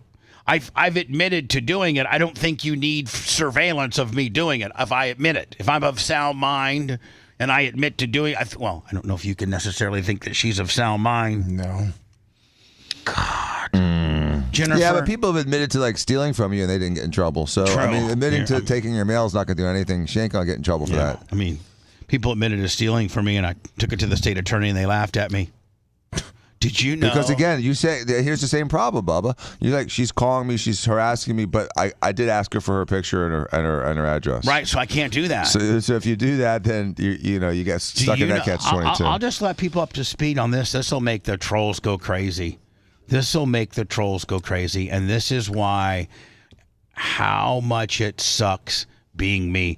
And this is something I probably wasn't prepared to talk about. Then don't. Well, I think I should, because it will give people a better understanding in the life that in the way that I get judged. Or should I wait to the next break, tell you privately, and then you let me know as to whether, because I think it's very important information on a particular situation that happened to me that nobody wants to do anything about, and the reason why they gave me, which is just mind-blowing. So should I just blurt it out now because I think you know enough about the situation, and you know the situation I'm talking about, or should I go into words? She's not back on, is she? No, she's not. Okay. No. And Jennifer, let's just so that you don't disrupt the show, if you want to, I'd prefer you not to call the show, but we have a public phone line that's available for people to call in, and we ask people, we give the number out, 813-902-8222. So I can't stop you from calling. I can't. I can try to block you, but you always seem to be able to get a workaround around that and get a new burner number. But I can ask you nicely to if you're going to call, just make it just disrupt the show one time. Like, stop. Don't make it like 10 calls a day. Like, if you want to call in, that's great. I'd prefer you not, but I can't stop you. But just don't be disruptive, okay? And I probably don't know who you are, and I can't really turn you in. So if you could just go away, just like something else. I mean, I don't know. Just leave me alone. Can you? I like to go on record by saying, leave me alone. She probably likes when you talk to her just directly on your show. Oh, yeah. Right. She's cutting into our Kay Adams time. Hello. Hey, Bubba. Yes. So Zito and Garrett, way back in the day, went through this with Jennifer. So I think Zito's still the PD down there. If you get a hold of him, he might have her name and be able to get. Well, listen, here's the deal.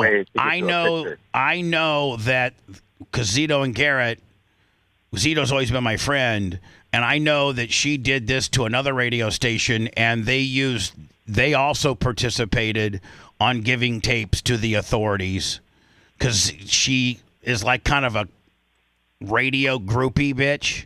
And she did the same thing to Zito and Garrett, and they also provided tapes that were used against her in putting her away for a while. So, yes, you know what? I will get a hold of Jeff Zito today to see if he might have some, because he lives down there, or he was down there at the time.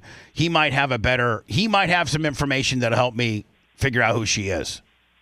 For sure. At the very least, get her real name, and then you can just use the public intel to get her booking photo and stuff. So. Exactly. Thank you for your call. Appreciate it. Hello. Bubba. Yes. Hey. What's going on, man? How come everybody's messing with you, man? You can't find peace out here, man. Thanks, buddy. So a little guy from Massachusetts. I know, but I'm just like... You're over the little guy? But like, you're just telling me the obvious. But he's sweet. Hey man, he's being compassionate. Okay, well, I'm just not. He's the one going through it with this crazy lady. Yeah, I mean, so somebody took a large amount of money from me, and you guys know that. And I went to the state attorney's office. I went to the Tampa PD with all my information, and the Tampa PD was great. The woman, the detective, was great. She went, and all my receipts that I had and all that kind of deal, she went through them meticulously and subpoenaed. And I was working on a statute of limitations because I waited a year. To file. There's 5-year statute of limitations on that. So I had clear up until 5 years to file, but I waited a year because I wanted to give the person the benefit of the doubt. Well, the person's significant other starts talking all this smack again about me. And I'm like, screw that. If you're going to talk all this smack about me and you don't realize that I didn't do your boyfriend a favor by not pressing charges which was a first-degree felony, and trying to be a gentleman and take the high road on this deal while absorbing a large 6 figures worth of not extortion but embezzlement. And I didn't do anything. So after a year, I decided to do something. So I go to the Tampa detective, and they all look at it, and they're like, "Yep, it's absolutely embezzlement." So they went through and what that person charged that could have gone to the business we had to take out, and what that person charged that could potentially have gone to their personal own stash went to got counted for as stealing or embezzlement. So the Tampa PD had the case all wrapped up, ready to go. Not only using my receipts, but going and subpoena, Walmart, Sam's Club, Trader Joe's, the place that sells the 4-inch lift kit for your Polaris side by side, the just all the ammunition, the Bitcoin. I mean, this person was buying crypto with my credit card, and so the Tampa PD had a unbelievable, much like Dan. Remember when the Tampa PD had a 33-page report about Spice Boy stealing the tape and sent it over to Mark Ober's office? Remember that?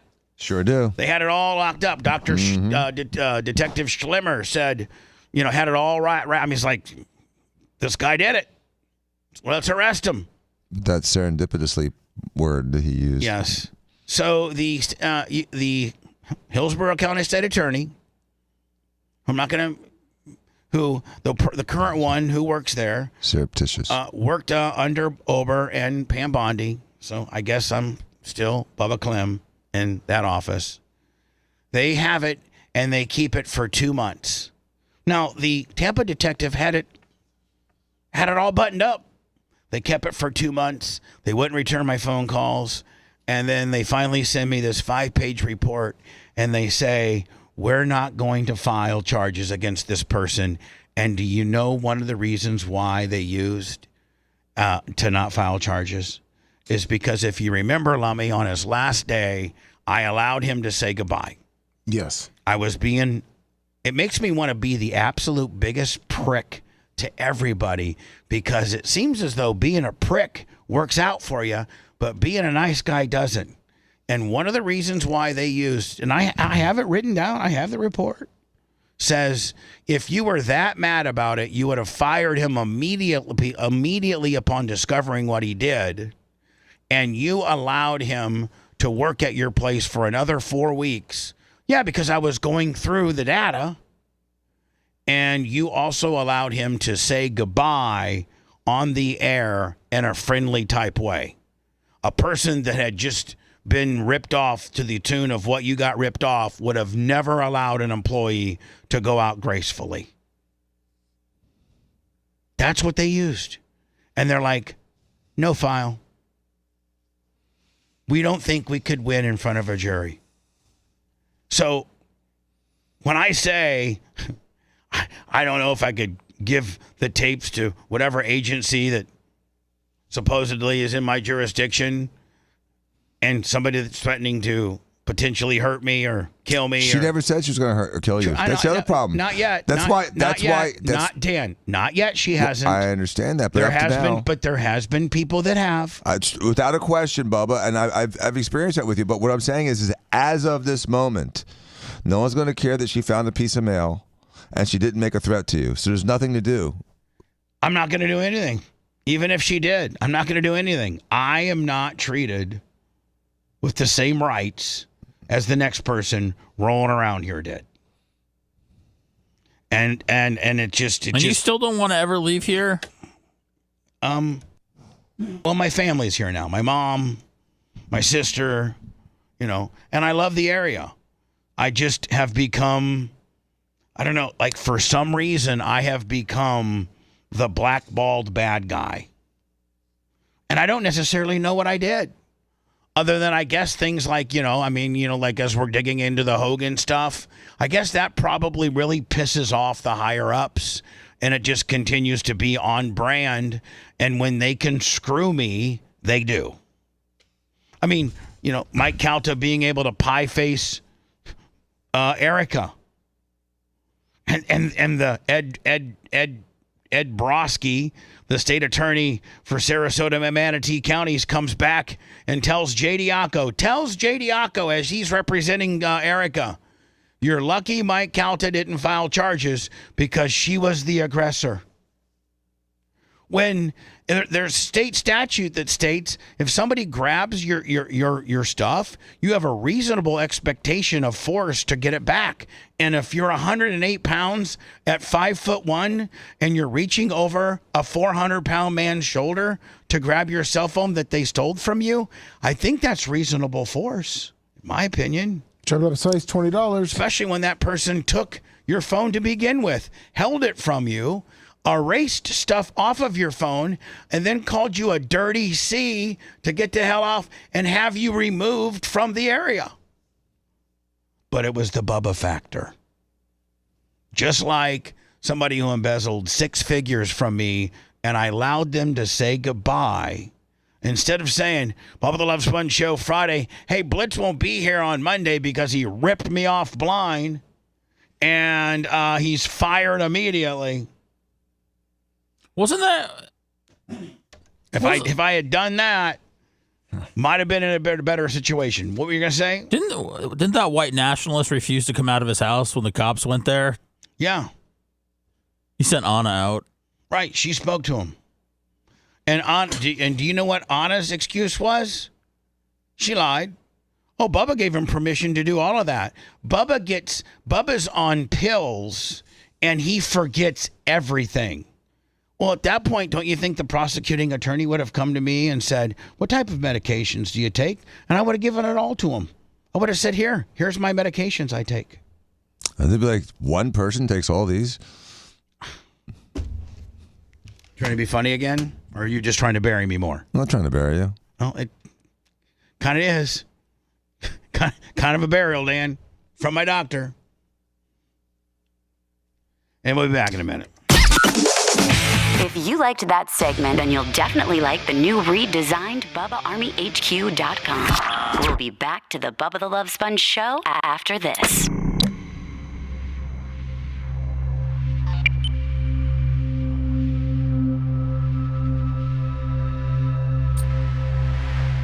They were never going to do anything. They wouldn't have written it up on the report had it not. Did they write that in the report? Yes, they did.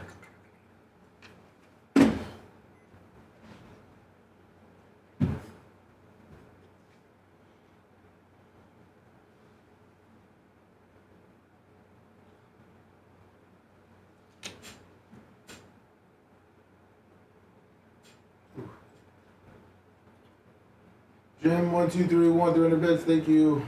Jim 1231. He never spoke to the police. He just sent her out. They never talked to him directly. No.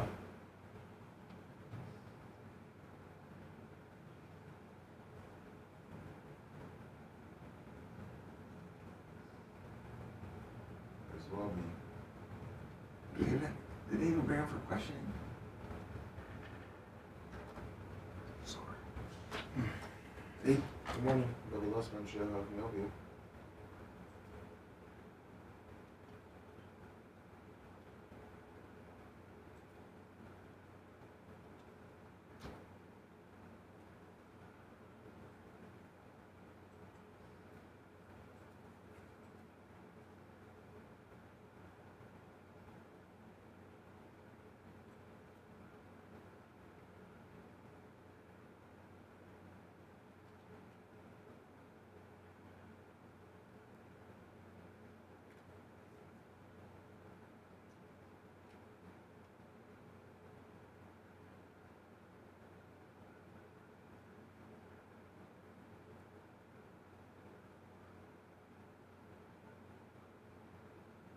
I got you.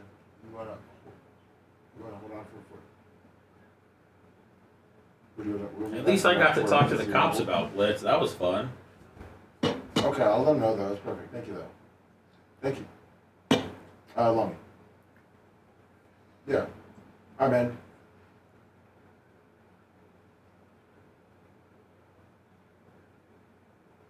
Okay, what's your name? Sorry? Rick? All right, perfect. Thank you, man. Thank you, Rick. Goodbye. All right, break that down. Rick.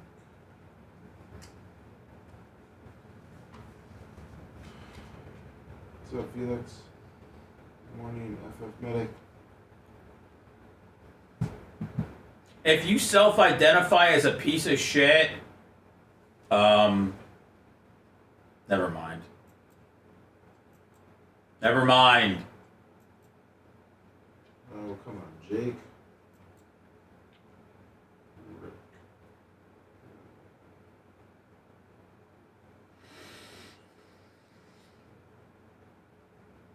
Morning, Jake.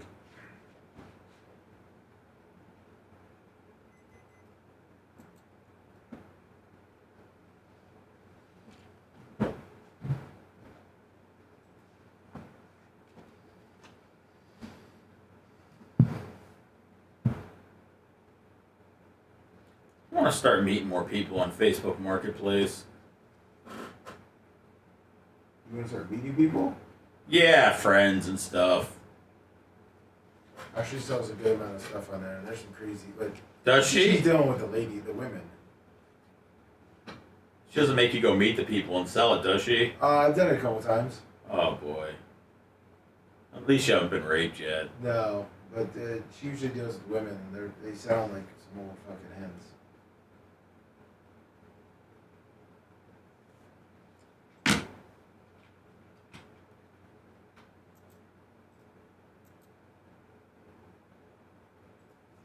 Did you see this? You probably didn't.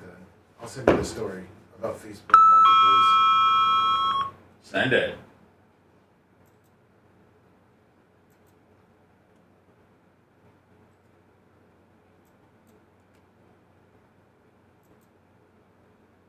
Of course. Yeah, Victor.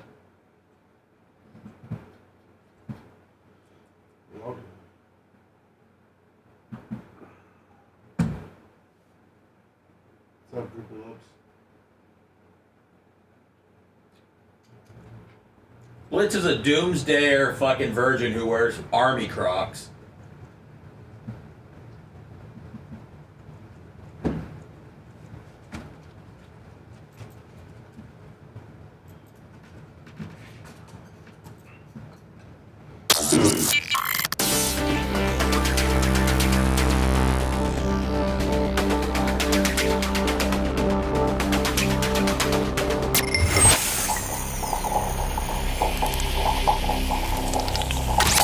Broadcasting live from the Aquabito studios, aquabito.com/Bubba. It's the Bubba the Love Sponge Show.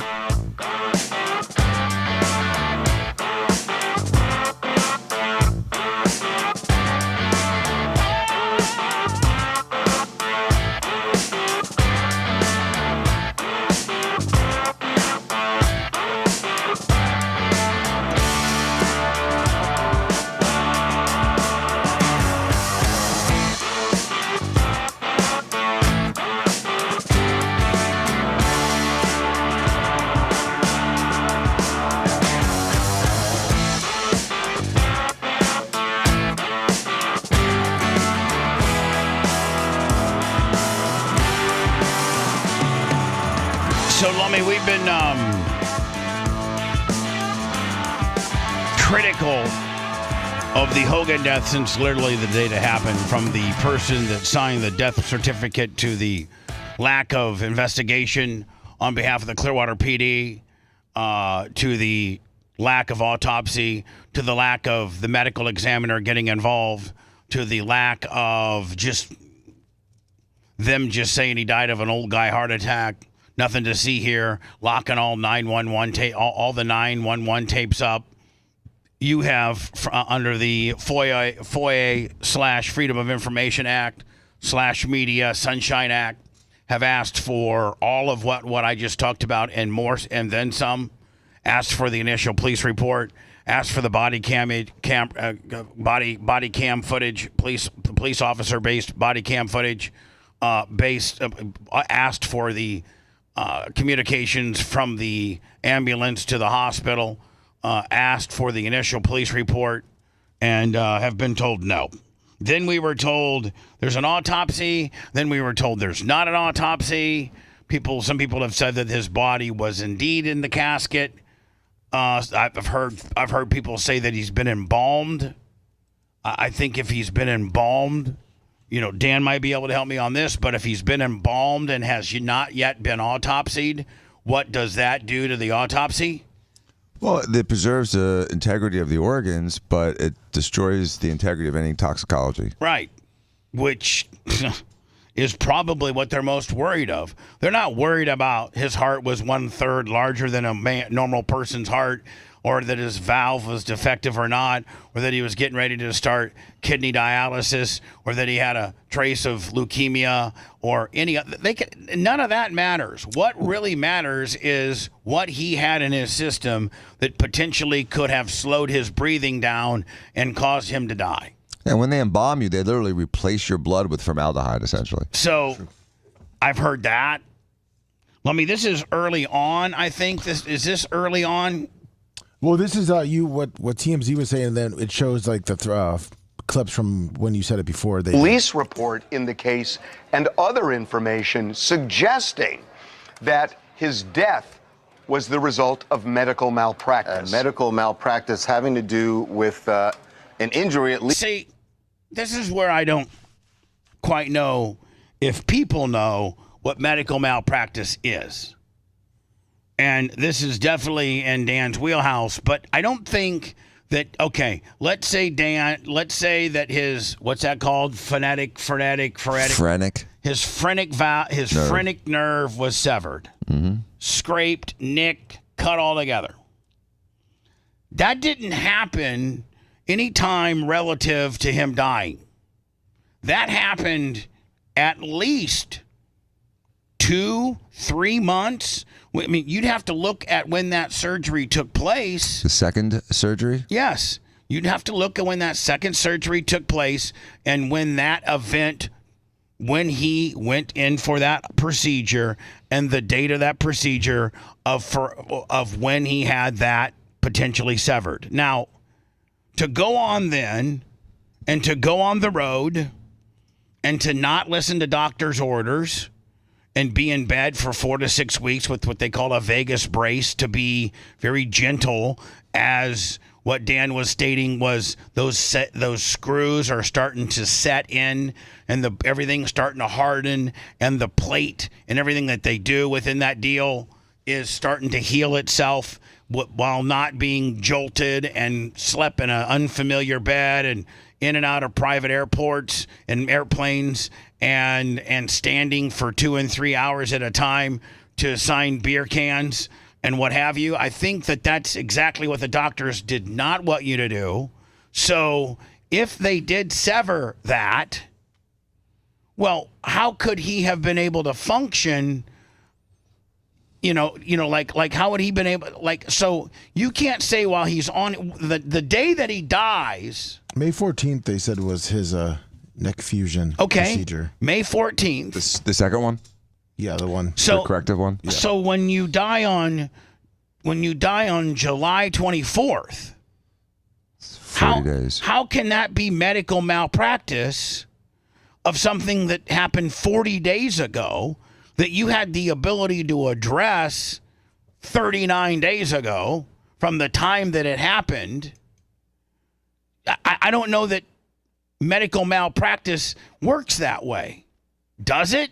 Can you Absolutely. You can go get somebody for medical malpractice 40 days after they've died when you've known all along about that procedure. You get them for up to 2 years after you've known or should have known, and up to 4 years ultimately. But usually the statute of limitations is 2 years. So Bubba, did the severing of that nerve cause you? Does that cause death? It caused the spiral. You could argue it caused the spiral. Just like, so say I was doing a neck surgery on you, and instead of severing the phrenic nerve, I end up paralyzing you.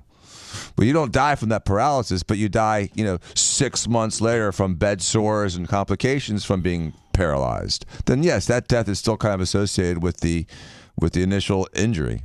So does that make sense? From June 14th to July 24th, why didn't he die from this severed nerve? Good question. And can I give you an answer? Yeah. Okay. So your diaphragm controls your breathing, but not 100% of it. And so you can open up your lungs by stretching your ribs open with your intercostal muscles. So your intercostal and scalene muscles act as accessory muscles for breathing.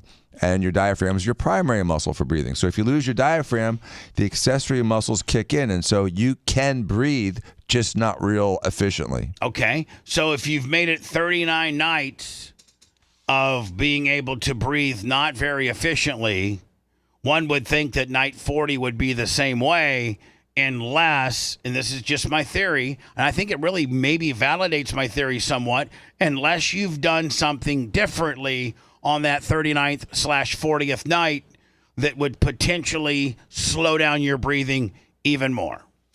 Yes, unless you're in acute pneumonia or something like that, which isn't documented anywhere, never discussed or talked about, then you would expect, nothing quick to happen. So you wouldn't expect like a sudden death. You would expect continued more. You would say maybe he needs more respiratory support. You would say night 38 is going to be the same as night 39 is going to be the same night as night 40, because we have a respiratory therapist that comes daily. We have a male nurse from Tampa General that comes daily, and they are working him through breathing exercises. And you would expect that at that point, everything would be, if you didn't change anything and you continued to do what you've been doing to get through this, then one would think that night 39 would be the same as night 40, unless you took something to slow your heart down or to slow your breathing down, like an opioid.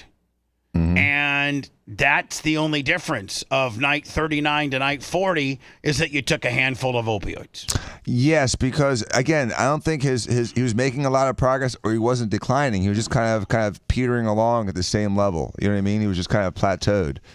So, yes, it would be something unusual, different happening. Based on the police report in the case and other information suggesting that his death was the result of medical malpractice. Medical malpractice having to do with an injury, at least as a nurse who was on the scene, an occupational therapist. Oh, Lummy, where did we hear occupational therapist from? We've been told by good sources that there was other than Sky, there was a therapist there. Who feared and shared this fear with the police that during a surgery... Oh, and who said that this occupational nurse talked to a police officer and it would be on his body cam? Who said that? And I did.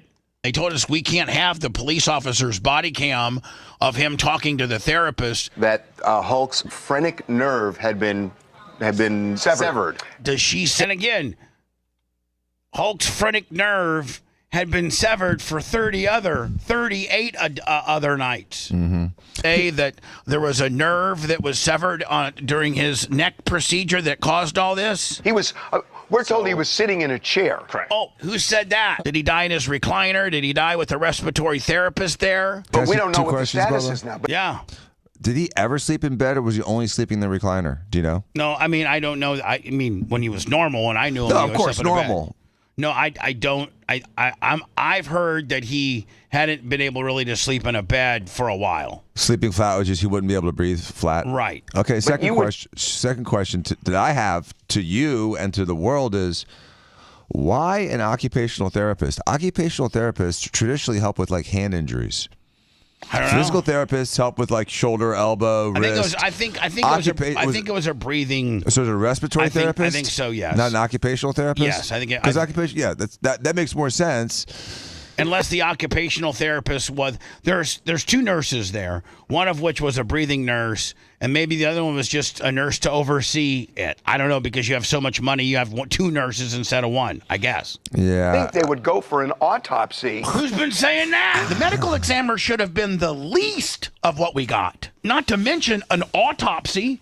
I want an autopsy. Come. So anyway, we're the only ones. Yes. We're the only ones that have been saying there's a bad guy in this woodpile. If you take his general physician in Fitzgerald, who's a known pill pusher, and he's the guy that signs off on the deal, because quite frankly, if it did go down the way I said it did, then quite frankly, he's the one that gains the most by getting this. Listen, let's not forget that they tried to get him cremated. Here we go.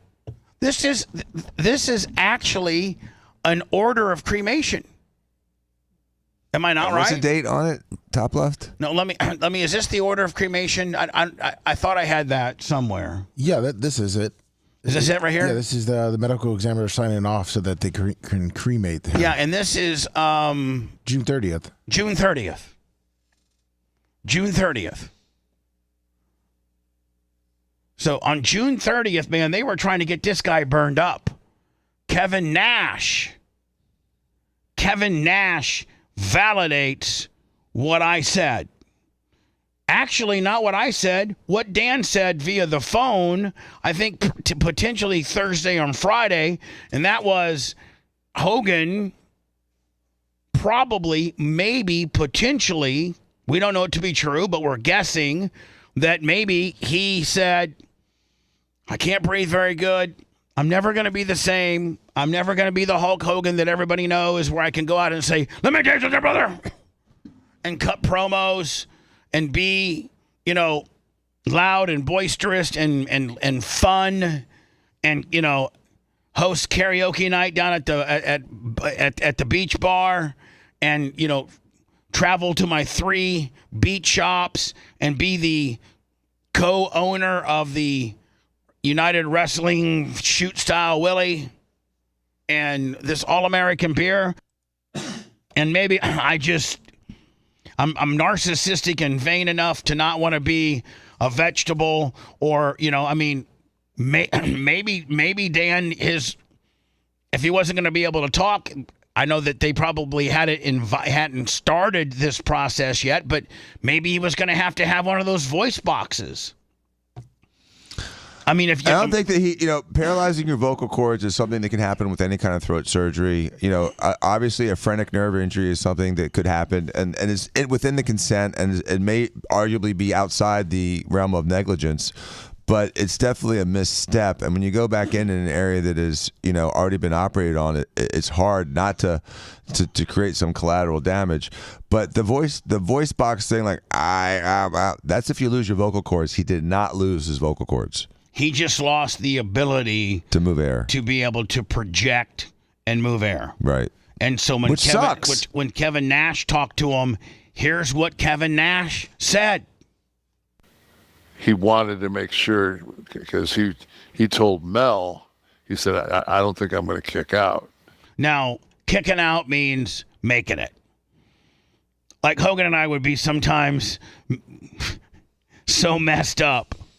And as we were going, like down to the Yellow Restaurant to have lunch, and I'd be like just, completely trying to do what he's doing, and I just didn't have the resilience that I do. He'd be like, brother, kick out. You're slobbering. Maybe some food will do you some good, but you better. So kicking out means to make it. Oh, he said, I don't think I'm going to kick out. Like, he said, I think this is it. He said, I feel like I'm not going to make it. He said, I feel the end coming. That's one of his very, very best friends. That's one of, that's his NWO partner. That's Big Sexy. That's Kevin Nash. And that's the intel he's getting. Like, he said, I think this is it. He said, I feel like I'm not going to make it. He said, I feel the end coming. And Hogan, now we have really, really good resources, credible resources that spoke to Hogan, and Hogan's mindset was he didn't think he was going to make it. So when you're laying that recliner and you've told your one of your very best friends in the industry, probably one of his top 5 friends of all time with regards to wrestling, that you're not going to make it, the end is near, then maybe when you're laying in bed and you don't want to, be Terry Schiavo, and you don't want to be retarded, and you don't want to be able not to talk, you take that handful of, Dan, what would 10 kill him at that point? I don't know what would kill him at that point. It wouldn't take as much as it would have taken, 3 months ago, because he was so weakened. And again, he's talking to him with this fatalistic attitude, saying, I'm not going to make it. I'm not going to kick out of this. Is kicking out of it like kicking out of a hold? Like if someone's trying to pin you, you kick out of it? Yeah, like when somebody's trying to get you 1, 2, and then you kick out on that 2 and 3/4. That makes sense. So, this kind of confirms what I was saying, that he was, significantly and profoundly depressed, fatalistic, decided that he wasn't going to make it anyway, and how much longer does he want to, sit here with this respiratory therapist cupping his back and telling him to cough. I get it, man. I get it. You take a guy that's again, Godzilla, and you turn him into a crippled shadow of his former self, who can't even talk, and beyond his muscles and strength was his voice and his words, because they were more powerful than him as a wrestler. Was his ability to entice and entertain a crowd and sway a crowd and be persuasive and be the entertainer that he was. Fuss alleging that something untoward has happened, and I think they felt the pressure. That's what I think it is. They don't go cut, people don't want their family members cut open for no reason. Well, she did an autopsy, though. Well, has she? Ultimately, she did an autopsy. Ultimately, she did. The wife did an autopsy, so that's not the Hold on, I just got another text. You think he's going to end up with Elvis and Epstein on some island? I don't know, man. Well, the wife of me explained. He thought it was. I don't know if my thing's on yet. Tell him. Yeah. Thank you. Okay. No, why?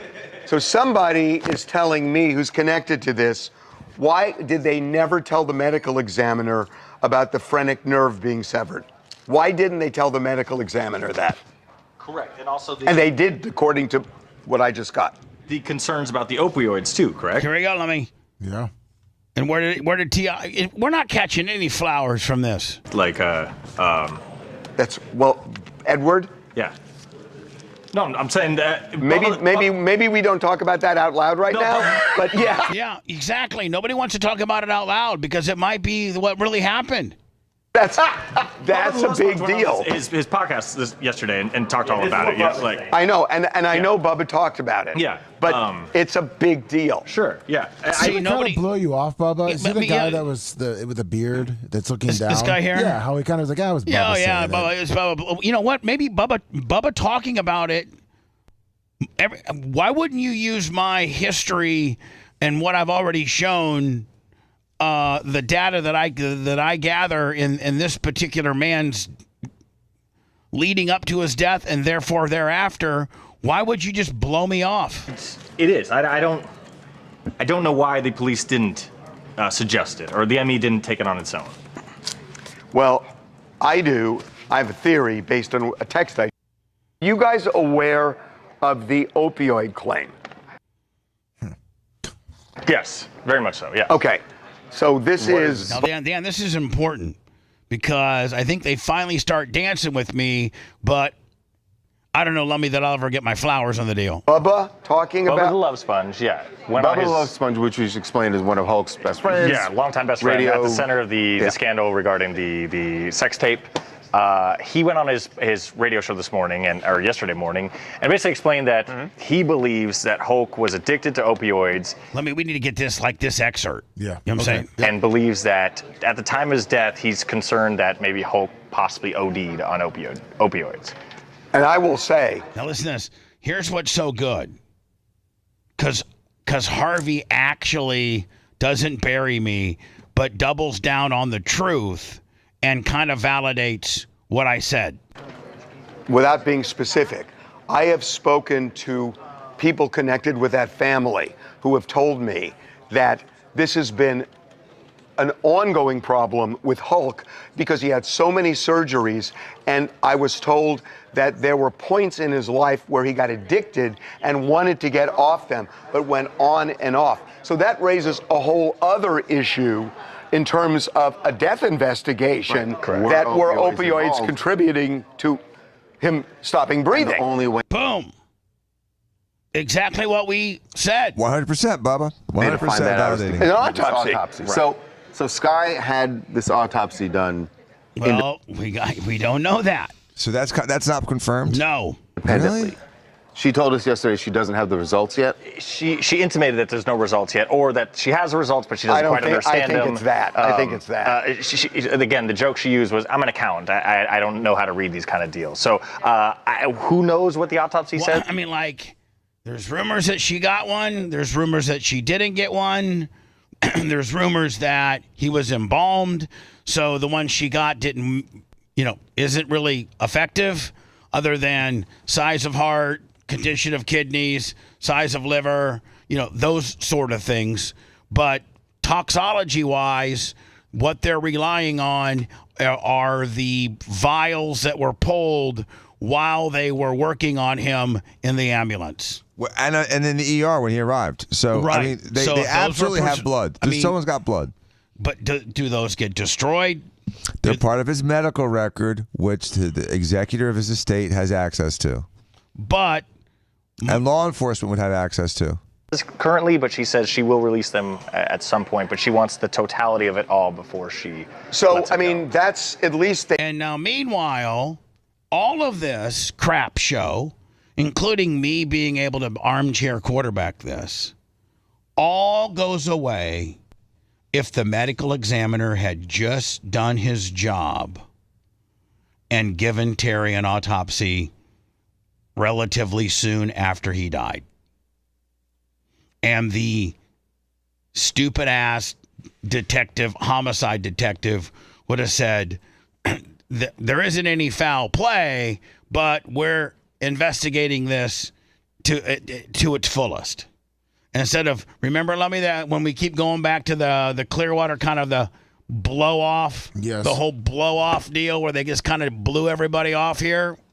Personnel provided medical treatment at that time and transported Mr. Balea to Morton Plant Hospital, where he died at 11:17 a.m. The Clearwater Police Department is conducting a death investigation, which is standard in these types of cases. There are no signs of foul play or suspicious activity related to this call for service at this time. You don't say that. Because people like me are going to shove it right up your ass every time I can. They did an autopsy, but it doesn't answer why the authorities treated it this way. Isn't that what I've been saying? Why didn't the medical examiner, why did they just blow this off? Does it have to do with the Fitzgerald gimmick? Does it have to do with the Scientology gimmick? That's the big 800-pound elephant that nobody wants to talk about, is that the city of Clearwater is controlled by Scientology. Now, what does Scientology have to gain for this being not so public or being a big crap show? I don't know. I don't know. I do not know if there's anything that they gain by it. But when the medical examiner doesn't do an autopsy on the most popular man in the history of this county, this state, and the world for that matter, Michael Jackson got an autopsy. Matthew Perry got an autopsy. Elvis got an autopsy. Everybody else got an autopsy. But I don't know if Jesus did, so maybe that's why Hogan has it. And so now you've got the phrenic nerve, which we know they knew about. You've got these, they're not allegations. I mean, I spoke to somebody who was in a position to know this. Hey, speak to me. I used to take pills with him. And talk to Hulk about it. And they talked about the opioid issue and how he wanted to kick it, after various surgeries. And so why wasn't there an autopsy? And the bigger question, why are we not getting any calls back? These guys are like 3 weeks behind all of our questions. Yes, exactly. All of our questions that everybody just wanted to say, let the poor guy die in peace. Let him die in peace. No, I'm not gonna let him die in peace because I think there's a bad guy in the woodpile. I think there's some sort of cover up or different way he died. I don't think he died of an old guy heart attack. I don't think he died that way. And that's what they wanted to shove down our throat from minute one, and then they wanted to cremate him within a week.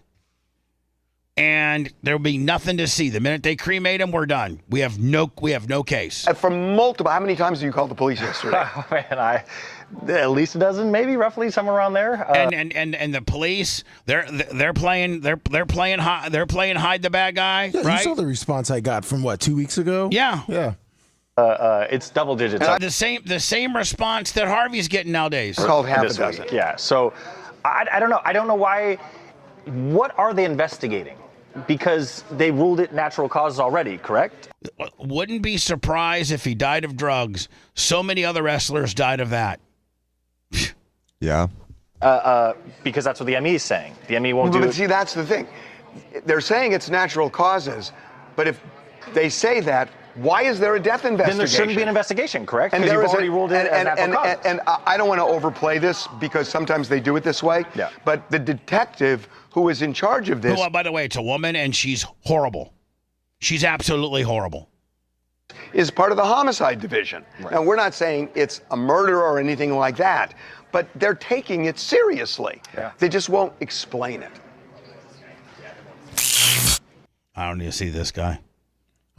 I sent you. I don't know if it was July 28th.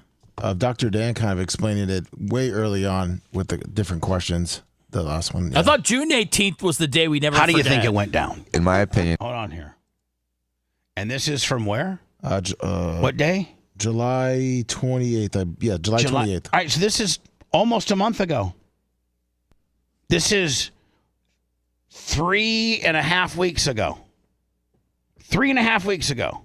And I think he had a failure of the internal fixation, which is the repair of the spine fusion. The actual repair job. I think something failed. He had a mechanical failure of the hardware, and because he had been doing too much, that probably contributed to the hardware failing because it was asked to do more than it should have been doing. And so without taking it easy in the mobilization, all the stress was on those little titanium or stainless steel or cobalt screws, and they broke. Once that happened, he now required urgent revision surgery. And revision surgery never goes as smoothly as the first operation, especially 3 or 4 weeks later, because things are still pissed off inside. So now you're fixing a house instead of building a house. And it's always different. And everything goes a little bit more slowly. Everything bleeds a little bit more. Everything's stuck more together. Everything's a little more swollen. Everything's a little harder. And somehow during that procedure, he had a complication, whether it be traction on the vagus nerve, whether it be a nicked esophagus, or more likely a nicked artery that caused excessive bleeding. And then also during the collapse or the failure of the hardware, he could have had a nerve injury to, like I said, his diaphragm, C345. Dan, which, but by the way, is what the frenetic nerve is. Yep, the C345. Right. Goes straight down to your phrenic nerve live, which could have hurt his ability to move air and breathe. Which is exactly. Yep, I called it. Exactly what happened. I mean, we need to get this out. We need to get this out more. Reissue it. All right. We called it a month ago. Vagus nerve runs down that area too, and the vagus nerve does help control heart rate and blood pressure and digestion and all those things. So going back in after a month sucks. That's kind of the beginning of the end. Beginning of the end, yeah. How do you think? Boom. With like Lummy re-releasing these and stuff, and you wanting to get credit and everything, who specifically do you want to be recognized by?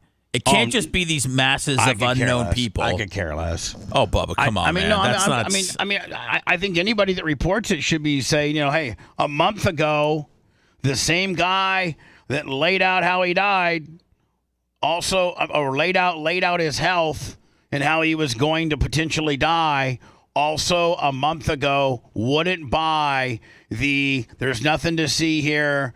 The medical examiner's not going to do an autopsy.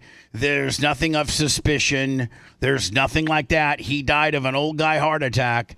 I'm the guy that didn't believe it, that wouldn't accept it, and started asking questions and giving different theories. Nobody, listen, did anybody else? Nobody else did. Not that I'm aware of. No, nobody said, hold on.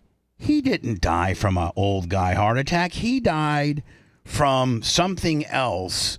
And you need to start looking into this. And we need an autopsy. And his doctor, the doctor that signed the death certificate, who is his primary physician, is a known pill pusher, to the point where the state of Florida has investigated him 2 or 3 different times. I heard there was a current investigation going on by the DEA. So let's slow this down a little bit and start breaking it down. Whereas he could have maybe overdosed on opioids, causing himself to slow his heart rate and his breathing to slow down. And he died just like Test did. And he died just like Mr. Perfect did. And he died just like Rick Rude did. And he died like every other buddy that took too many pain pills in the middle of the night. That exasperated by the fact that he can't breathe very well to begin with. All those people I mentioned earlier that took too many pain pills, they didn't have a severed whatever kind of nerve that was. They didn't have a severed diaphragm nerve. They just were regular, and they took too many pills and died. You don't think Hogan could have taken too many pills and died? I'm the only one that said that. And when I said it, it was like, oh, God, it's Bubba being Bubba again. He's just trying to get clicks. He's just trying to get noticed. Well, it's looking like I was right again. He offed himself? Yep. Or he offed himself by not trying to off himself. He just took too many pills. He accidentally, he either did it purposely like Prince did. Prince accidentally killed himself. Right. He either princed or he. Will they be able to tell? I don't know. I think Or Dan. Heath Ledgered. Yeah, I mean, I don't know if they can tell Dan. Like if you know, a lethal volume, a lethal amount of opioids. I don't know that you can say that he either willfully or it just got out. Like it just got away from him. Or there's no note. Here's the other problem, Bubba. They'll take this one all the way to the end. Say that he has this underlying opioid addiction that he can manage, that he's got the tolerance for, that he can take. We'll just arbitrarily say, and this is all hypothetical. This is all opinion. Say he can hypothetically take 4 or 5 Percocets a day without a problem. I know it's probably a different number than that, but let's just make that assumption as 5. Okay. He's still messed up. He still has a phrenic nerve injury. He's still doing respiratory therapy, but he's still taking 5 Percocets a day. And he can hypothetically. And he can handle them. And he can handle them. Say he got shady Percocets.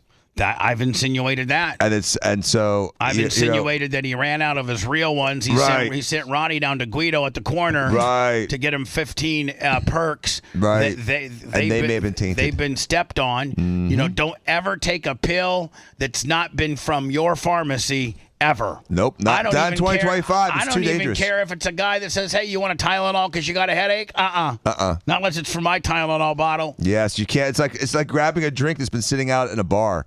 You have no idea what's in that pill. And so that could also I've brought that up as well. Mm-hmm. That he got some stepped on perks. I don't know that we're ever going to know, because I don't know that Sky, she may want to protect his legacy and may not want the public to know that that's how he went out. It's a shame. The whole thing. Right? Every scenario you're mentioning, though, Bubba, is just a travesty. Any of those scenarios, someone did it on purpose. It was an accident. It was illicitly put into his normal pills.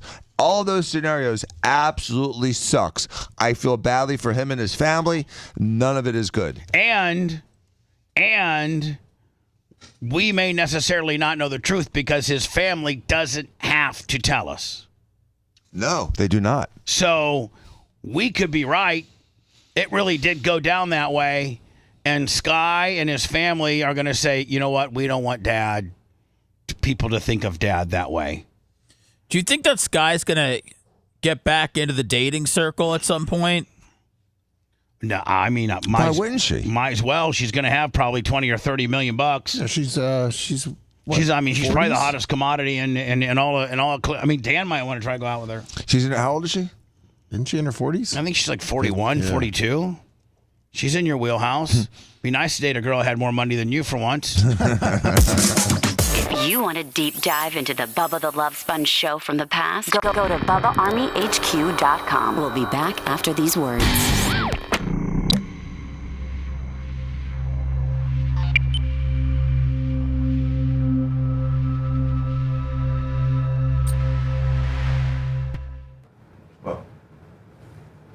Hold on.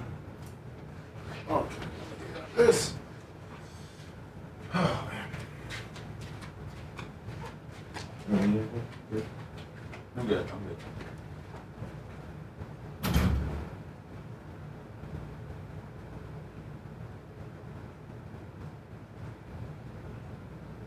All right, let me hold it down until Lummy comes back.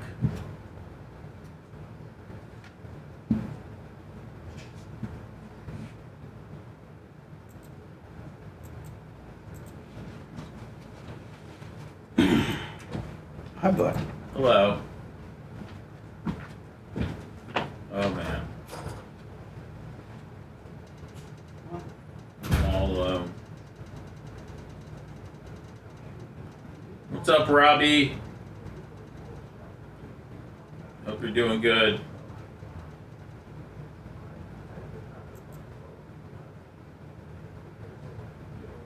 What up, Longer?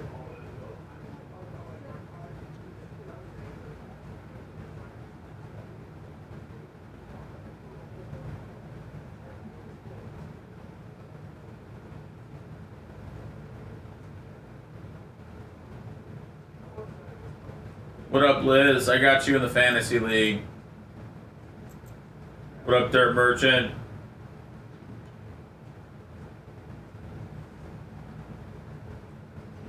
Thanks, Mitch. I appreciate it. What's up, Grumpy Biker?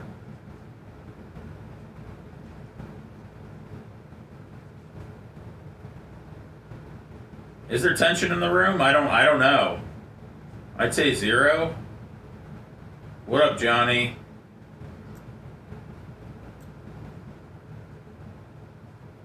What up, Redneck? Thanks for hooking it up on Friday night, man. Appreciate it.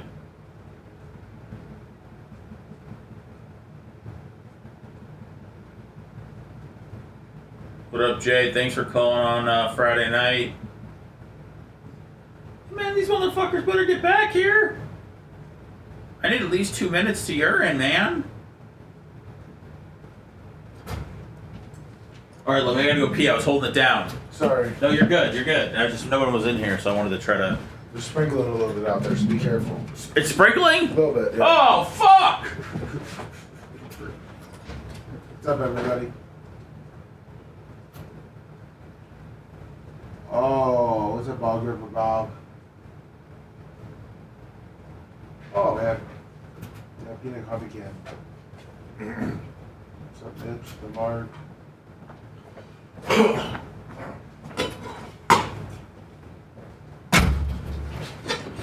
What's up, Grumpy Biker? Yeah, what the hell's up?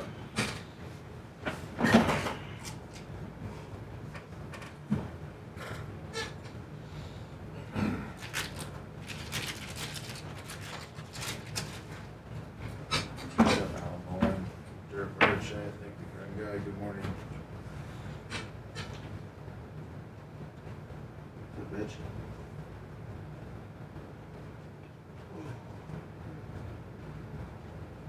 Thank you, Trip Up Spice.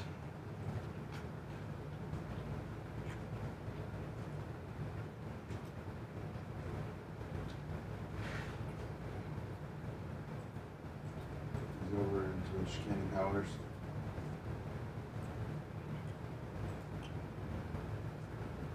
This is a Wally on 59.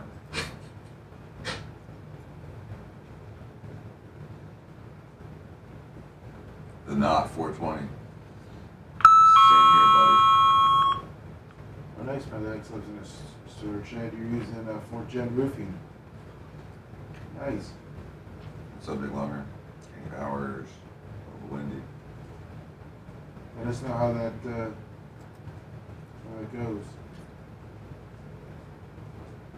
I guess I don't know, whatever time it says on the sheet. Yes, I am, Xerxes. You guys are doing a redraft for fantasy after the cuts.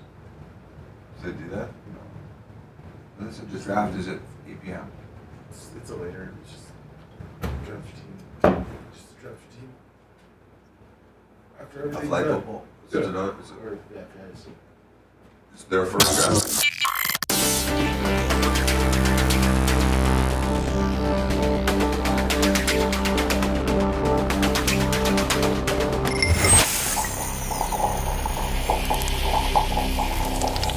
Broadcasting live from the Aquabito Studios. Aquabito.com/Bubba.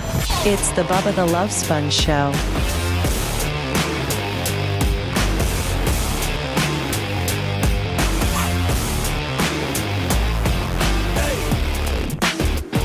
Now, all of a sudden, everybody is covering, oh my God, there could be something shady about the Hogan death.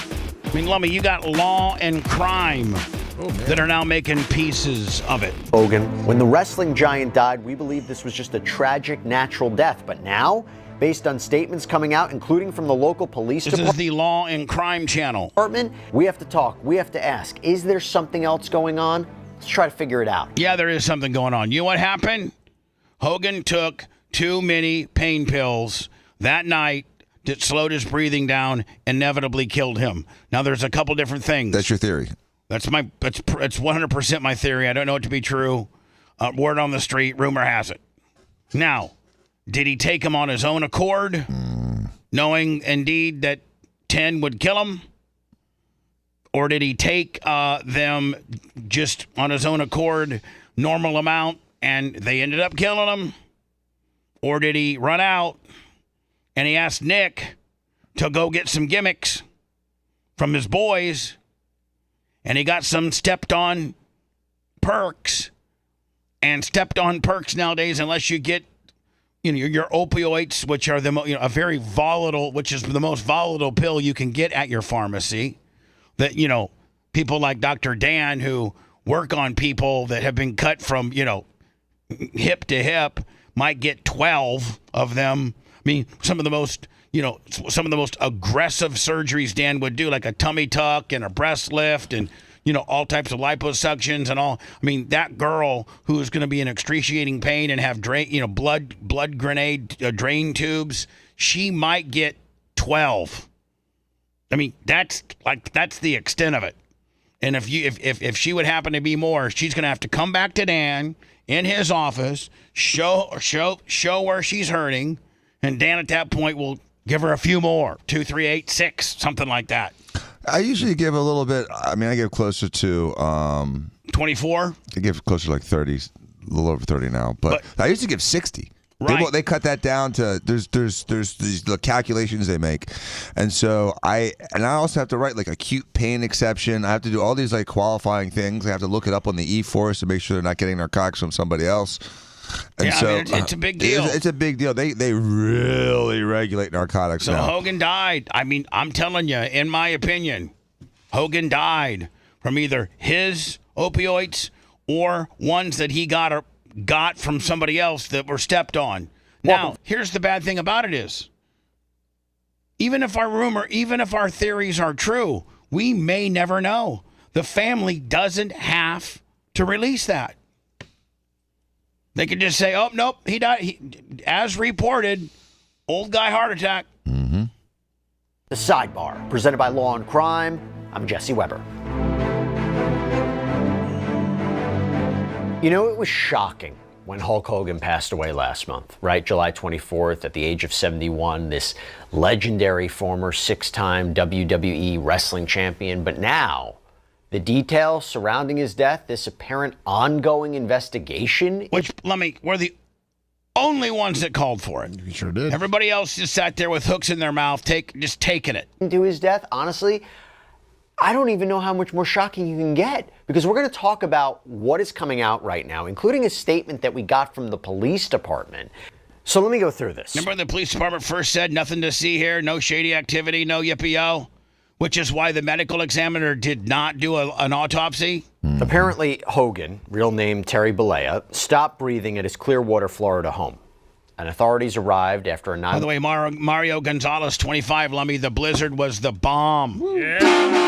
One call relating to cardiac arrest was placed. He was pronounced dead at the Morton Plant Hospital, and it was reported that according to the Pinellas County Forensic Science Center, his cause of death was determined to be from a heart attack. His manner of death was ruled natural. This was according to the cremation summary approval report. But then we learned that not only did he have atrial fibrillation, this is a heart condition causing irregular and rapid heart rhythm, but he also had been battling cancer. He was battling chronic lymphocytic leukemia. This is a type of cancer that affects white blood cells. This was reportedly a private fight that he was having. And honestly, that makes sense because we in the public had no idea that was going on. But again, what is happening right now? I will tell you a lot of weird stuff. So, I mean, again, Lummy, we said there were weird stuff from day 3. Sure did. First, according to Hogan's widow, Sky Daly, this is per reporting from TMZ Sports and the New York Post, there may have been a mistake during a recent surgery that contributed to Hulk's death. She seems to claim that his phrenic nerve... Now, Dan, if the phrenic nerve was severed, and you've lived 39 days with it being severed, through breathing exercises and what have you, but on day 40, you take pills which affect your diaphragm and your breathing, is it the phrenic nerve that killed you? Is it the injury that killed you? I mean, the injury sets you up for it. If you took the pills, the pills killed you. I understand the you, pills though. killed you. But if for 39 nights you didn't do a copious or lethal amount of pills, and your phrenic nerve was just still severed, but you were dealing with it With your accessory breathing muscles. right? But on night 40 or night 39, you threw on, 10 perks. Now, is it the phrenic nerve that killed you, or is it an overdose? It's an overdose. Was, quote, compromised. She also stated that an autopsy had been conducted, but she didn't say what those results are. Actually, it's being reported that an occupational therapist who was apparently at Hulk's house, who was present at Hogan's Clearwater, Florida home when he stopped breathing, told police on the scene that a surgeon severed his phrenic nerve during a recent surgery. Now, this is apparently according to a police report that TMZ said. Again, though, he had lived 40 days with that severed phrenic nerve. You wouldn't expect a sudden death. Why would the next day not be the same? Why would day 39 be different than day 38?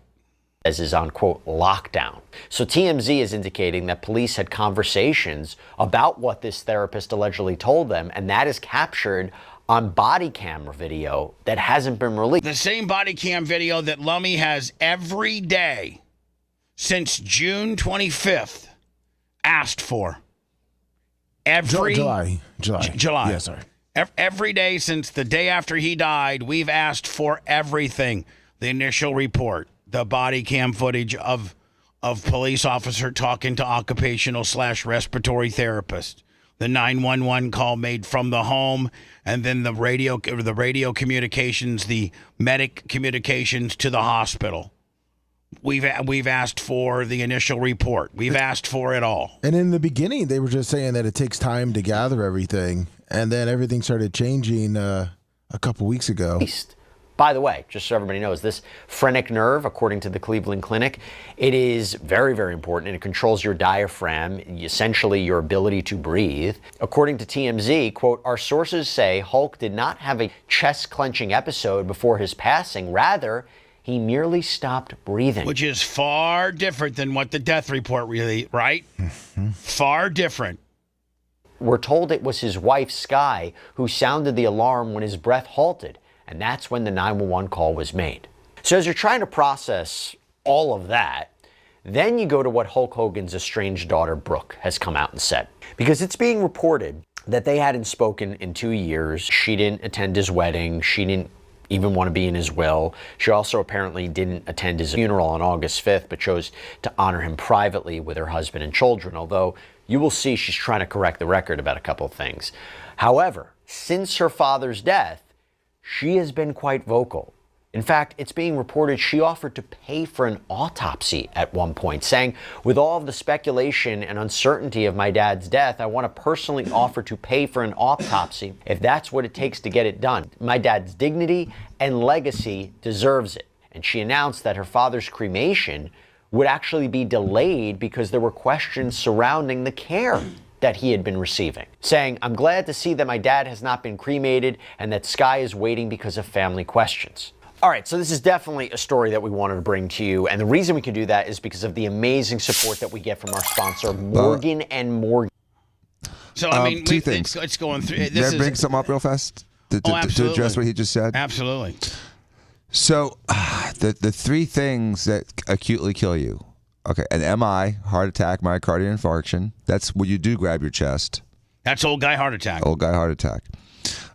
Then the other theory was, and some people said it on chat, and it's obvious and absolutely a theory, and that is that he had a deep venous thrombosis and threw a pulmonary embolus. That means he had a clot in his calf and threw a clot into his lungs. If that would happen, he would be thinking he could breathe and moving air, but not oxygenating. Yeah, so but you go through a panic. But hold on, you're awake. You're wide awake. You just don't you're like develop drowning. one of these, do you? Huh? One of these just don't develop, do they? No. They develop when you're sedentary for 6 weeks after surgery, sitting around not doing anything. Yes, they can develop on the table and afterwards when you're in a prolonged, what they call convalescence, meaning a long recovery with you're bedridden, semi-bedridden, need help doing things. Those people get DVTs. He could absolutely have had a DVT and thrown a clot. However, him just being there and not breathing is not the typical presentation of a DVT. In a DVT, you're moving air, but you're just not oxygenating your blood. So you go through like a panic. It's like you're breathing, but you're drowning at the same time. Oof. And that's what kills you. And that's what kills you. And that they would obviously see there was clots in his leg. They would know that in an autopsy if that were the case, and it would have a different presentation. He just stopped breathing. That if that's the report that he just quietly just stopped breathing, that could be narcotics. Again, ruining your reflex to breathe. I have. Jesus. Hello. Hey. You're on the air. Oh boy. Oh, great. Hey, man. I've been waiting a minute. I've been hearing all your theories about Can you take me off? Can you take me off speakerphone? Yes, sir. I sure can. Let Okay. me grab my phone here. People just don't have the phone. Yeah, man. I'm at work and I'm Yeah. having to listen to you on speakerphone. So I don't look like I'm not doing nothing. All right. Go Anyway, I got a conspiracy theory for you regarding Hulk. Who was the last person he was seen alive with in a photo? Ron DeSantis. Huh? Ron DeSantis. Ain't he the governor? Yeah. All right. Does Scientology have ties to the CIA? No. Oh, God. No? No. I think you're ill-informed there, but yeah, they do. Lay it the out bottom for us, line is, I then. think. Well, I mean, rather than hold on, rather than to ask me questions, my friend, because I might not answer them correctly to validate what you're trying to say, why don't you just lay it all out for me instead of having me ask questions? Just lay it all out for me. I think that would probably be cooler. Well, because when I ask questions and you validate the responses, I don't have to validate them. Well, I don't. You can validate I don't them. know what questions you're going to ask, sir. So I potentially could Well, ask. I'm done asking questions. Okay. All right. Continue. I'm ready to. The rhetorical I'm ready to questions. tell you I'm ready to lay it out for you, Bubba. Okay. Thank Are you. you ready for it? That's what I asked for. Yes, sir. Go ahead. I think Q killed Hulk Hogan. QAnon? Yes. Yes, sir. I think the government killed him. The last person he was seen with was the governor of Florida. Who was his He's friend? got a who was he's his got a friend? Who was his friend?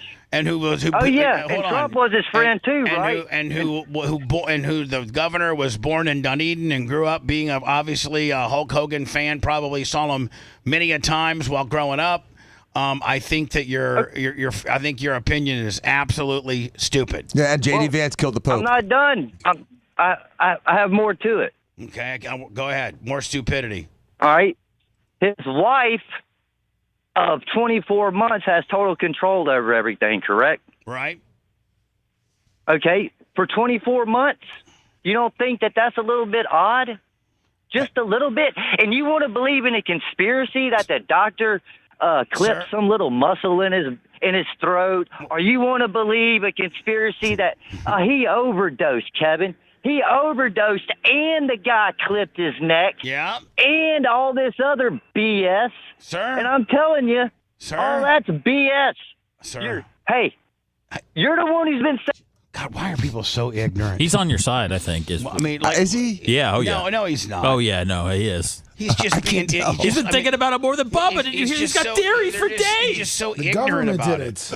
He's, you know what, Is he sir? ignorant, Bubba, or is he spot on? Sir, you're spot on some stuff, but you're intermixing QAnon with Sky. I think Sky and Nick, this is my opinion, and I'm going to say it. Go ahead, sue me. It's my opinion, strictly my opinion. I think Sky and Nick had something to do with it. Oh. Do you think that do you think they're seeing each other? No. Okay. Oh, God. No. Okay. But I think that they stood the most to gain, and and may not have premeditated it, but just the chain of events that happened, they are culpable. I think. So if it was a movie on the whodunits, it would be him, Sky, and Nick, and not the OT. No, it's Sky and Nick.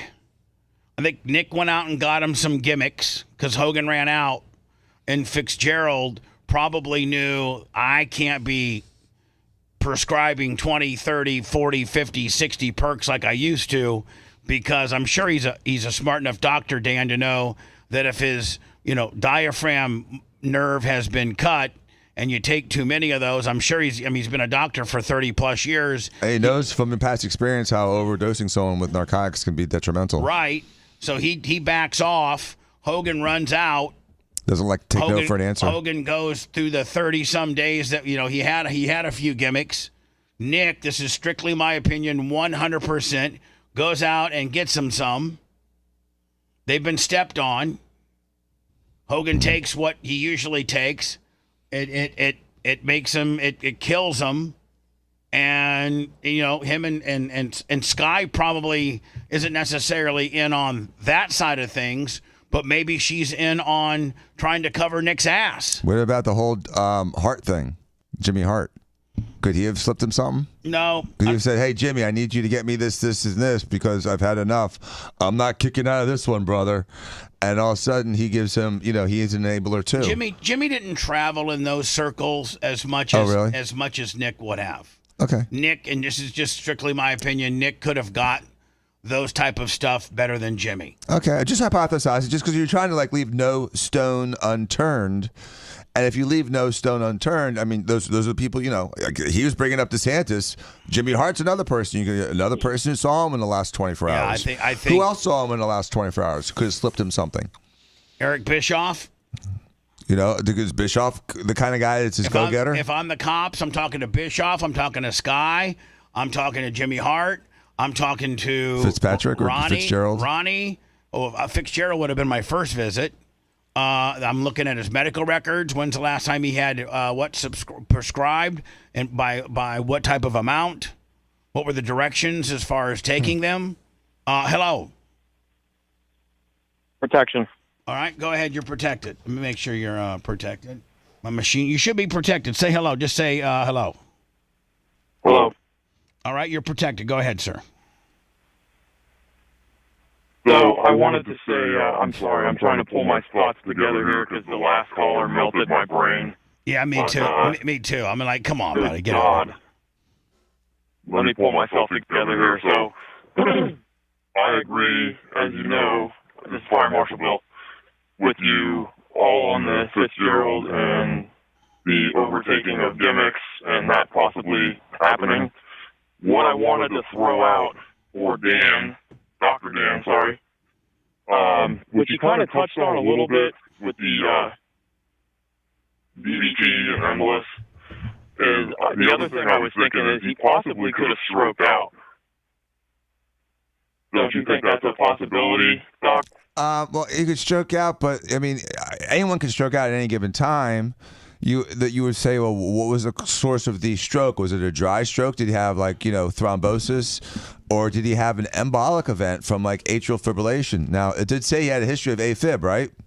Yes. People with AFib, and also people with AFib get caught. Right? I'm sorry, what? I'm sorry. Go ahead. People with AFib, if you're in AFib for more than 24 to 48 hours, you start forming clots in your heart's atria, and you can actually throw clots into your brain, and that would give you a stroke. So it's again, hypercoagulable stasis, intimal injury, and an arrhythmia is one of those things that AFib's known to. The biggest risk for AFib is throwing a clot into your brain from a stroke.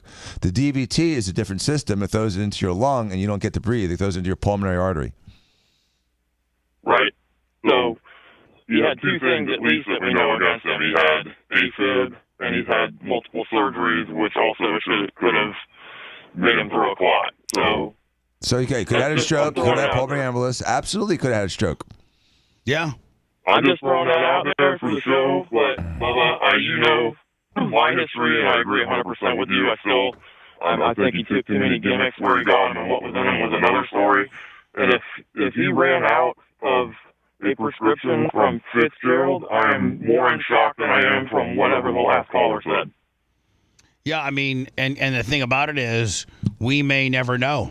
Meaning, we may, if that's the way it went down, where he either gimmicked himself too much and he did it himself, or he got some gimmicks that Nick supposedly, allegedly might have gotten that have been stepped on. we will never know. The family will never release that ever. And at that point now, Dan, if he would have gotten some stepped on gimmicks, does the person that provided the stepped on, much like the Matthew Perry and the Ketamine Queen, does that put the person that provided the stepped on gimmicks at potentially liable? Oh, 100%. They'd go down for murder. How ironic would that be if all this led to somebody, I'm not saying necessarily Nick, but somebody, they would probably get Nick first if Nick's the one that gave it to him, but then they would probably try to go a little bit further down the line and find out where Nick got him from, right? Mm-hmm. And this could be much like a Matthew Perry gimmick. Very similar. We've seen this happen before. It's not out of question. Well, I'm still holding out for the hope that I hope it's Fitzgerald. I do too. I hope it's Fitzgerald too, because this could get real messy real fast if they ended up being he took too many gimmicks that were not prescribed to him by Fitzgerald and instead provided to him by whomever, and then that person is now liable. But would it be manslaughter? It'd be negligent homicide, which is, you could argue somewhere between manslaughter and third-degree murder. Yeah. It depends on the state. I have a quick question for Dr. Dan, if that's okay. All right, last and one. Then I'll let you go. So, Doc, how do these people write scripts for, I work in EMS, and I run as many overdoses as you could ever imagine, and I'm always picking up patients with 90, 100, 120 Percocets and Oxys, and how are they able to write scripts for that much? Yeah, I don't know, because if I write more than 42, I get flagged. So I don't know how they're doing it. Man, I have no idea. Let's also not forget, Dan, too, sir, as you know too. Now we do know that it's a Hail Mary in a lot of instances, and you're a medic, but a double shot of Narcan. You got a 50-50 shot of that Narcan being used because there were too many opioids. And the medics know it, or it's a Hail Mary, nothing's responding. We're going to give them a double shot of Narcan. We at least got a 50% chance of that being because of opiates. Well, I know that they're going to get Narcan if it's unresponsive to unknown ideology. They're going to get Narcan. I know, but you also got a 50% chance of you're going to get Narcan because you've taken too many pills, too. Yeah. Chances are they knew who they were going to. There were meds laying around. They got a med list. Who knows? Somebody said, well, yeah, he's taking this. And, again, it's all conjecture. Who knows? But anyways, you guys have a great day, Doc. It's great talking to you. Thanks for your opinions. And stay safe. Thanks, buddy. Appreciate it. Thank you. When we come back, we'll do the RaJa Jackson. Is it RaJa? Is it RaJa or RaJa? RaJa. It's RaJa Jackson, who is the son of Rampage Jackson, the great. Was Rampage Jackson a MMA guy or a pro wrestler guy? MMA. He was an MMA guy. Yeah. And RaJa, he was a up and coming, working through the independents pro wrestler. No. This is his first thing. He's MMA. He's 0-1 in his professional career. He's an MMA guy. Oh, this so is all for streaming, realistically. Oh, so he's on Kick. Now, did the guy die? No, he's still alive. So, what's the problem? I thought it was a problem because Have you seen the video? Yeah, but then why do you ask him? What's the PO? He tried to murder the guy. Well, it's MMA though. No, it isn't. It's wrestling. He no, see, that's what I just asked, guys. I said, is it pro wrestling or MMA? He's not a wrestler. He's an MMA guy that went and did a wrestling bit. Okay, so that's what I needed to know. Was he competing as a wrestler or competing as an MMA guy? And he. It's my understanding that he's an MMA guy, and this was his first attempt at pro wrestling. We were pro wrestling here. He did a run-in. Okay, but he did a run-in in a pro wrestling event. Yes. Not an MMA event.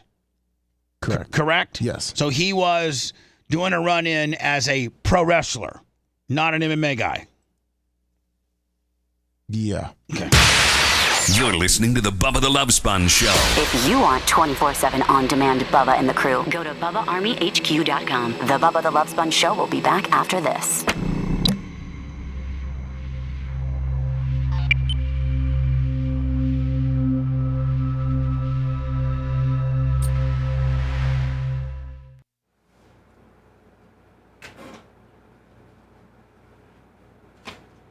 I sent you a video, Bubba, that they got from his stream before he did a run-in, where he jumped in the ring, where he was saying that he was not gonna do what they told him to do, and he was gonna beat the shit out of him. There's a lot of cussing, but he said if he got 50 subs, he'd knock him out. Well, I can't play it if there's cussing. Well, I just didn't know if you wanted the backstory before what he did.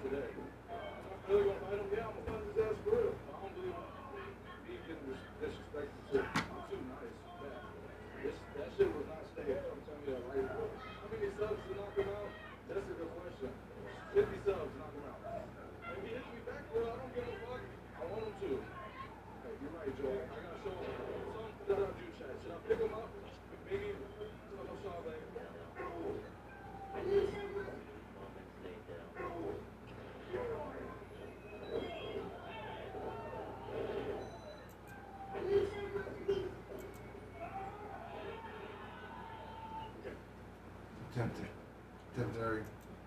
All right, basically, just him reiterating the fact that he's going to beat the fuck out of him. Yeah. I can say that I've seen that. Right? Yes.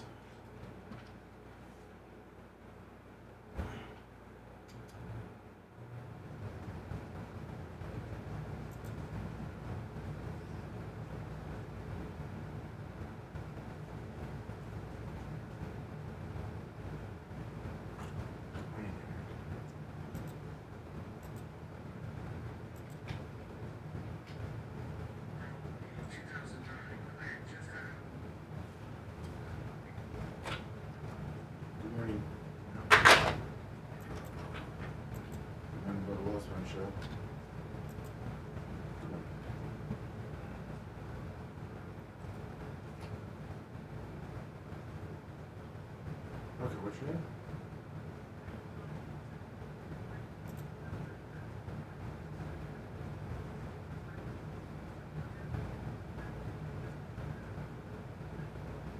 Oh, okay, well, we'll be back in about 3 minutes. We can go. All right, great. Thank you. I'm going to go listen to the show.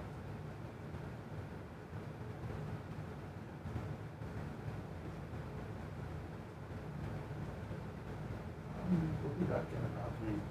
We'll be back in about 3 minutes. We got hold on.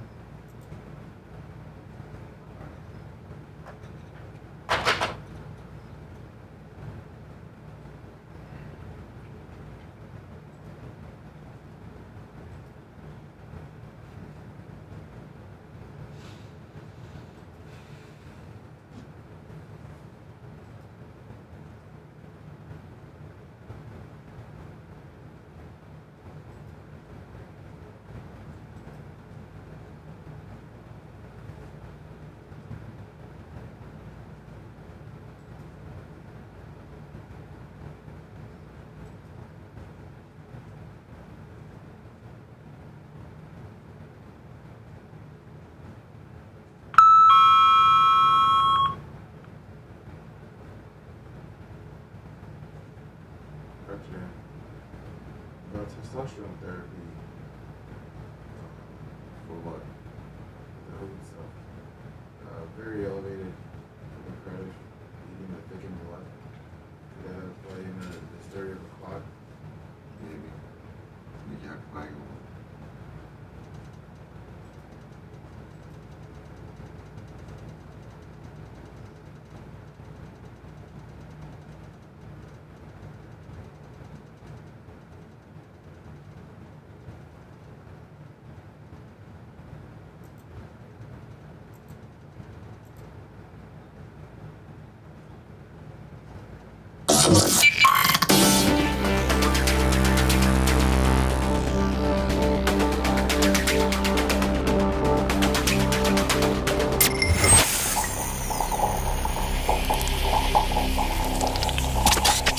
Broadcasting live from the Aquabeto studios. Aquabeto.com/Bubba. It's the Bubba the Love Sponge Show.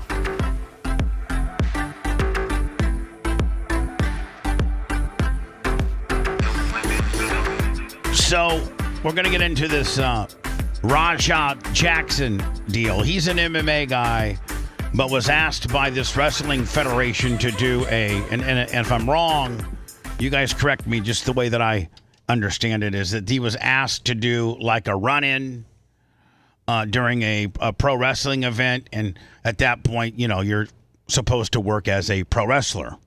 There's a big difference between working as a MMA guy where you're really throwing your shots into the guy, trying to actually hit him so hard that he's knocked out or that he taps out or that a referee stops the fight when you're talking about punching. Now, when you're talking about grappling or ground and pound, then obviously you're trying to get him into some type of jiu-jitsu maneuver and make him tap out by, damn near breaking his arm or, whatever. And so, Lummy, is this the Wrestling Federation, or is this a person associated with? He's a wrestling reporter. Based on what I've heard, the spot on RaJa Jackson at the KnokX Pro Wrestling was planned. However, RaJa Jackson knocked the person out, ring name Syko Stu, and followed up with a lot of heavy punches to Syko Stu, which were not planned to do that kind of damage. Stu was rushed to the hospital with serious injuries.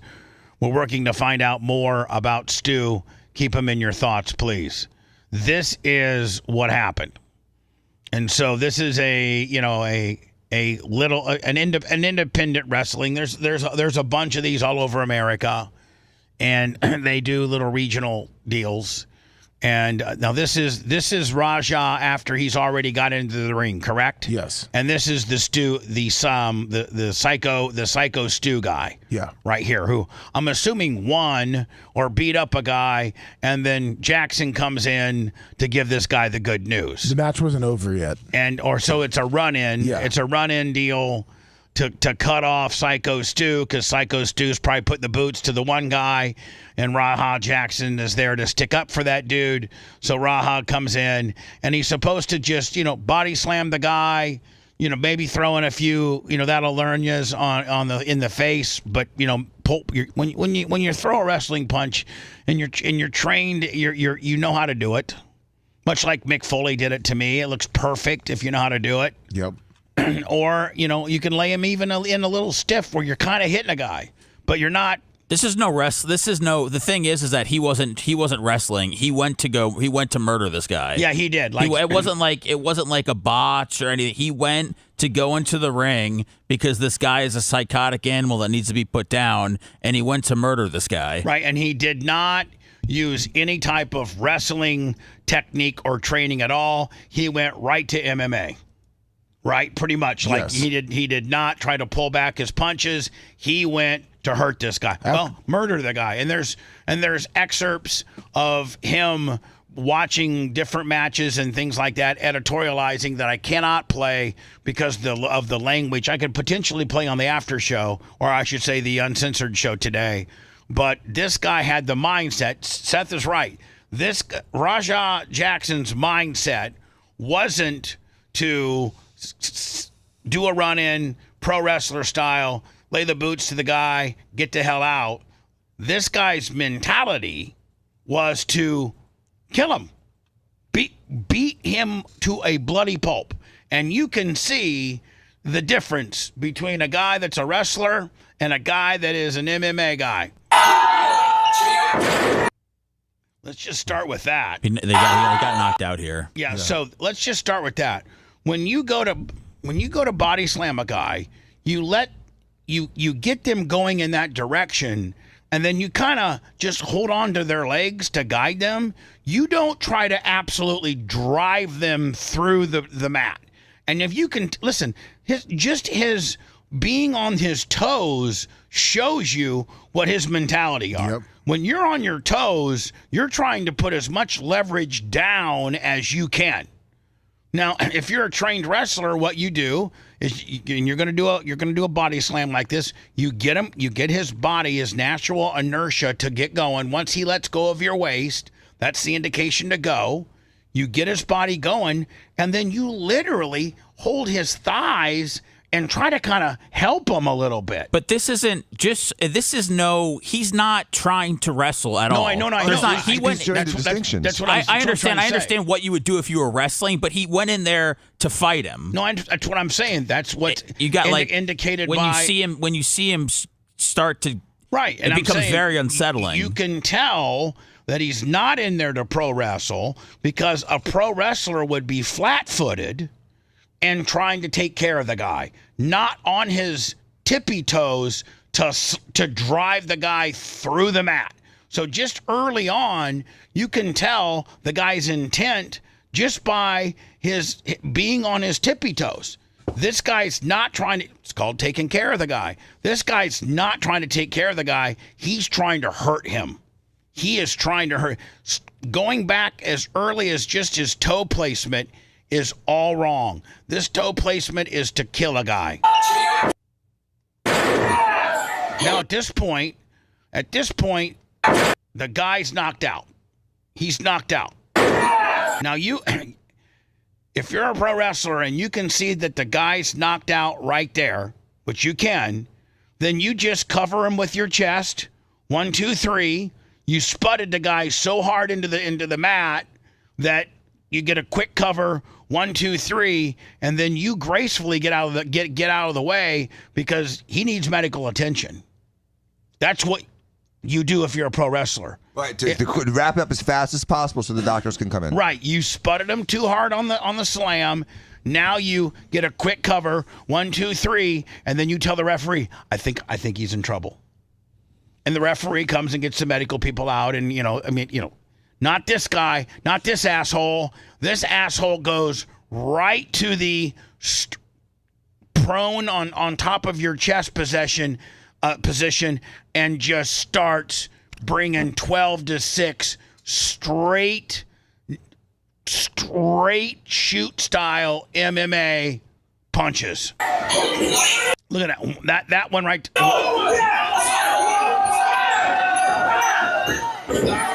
And here's what my question is. What took so long? Like, where's the ref? Where's the ref on this? Well, he's right here. And I mean, okay, so let's count how many the guy got in before the ref. But this is an uncaged animal who went in there, who has absolutely nothing to do with wrestling, who's a straight streamer.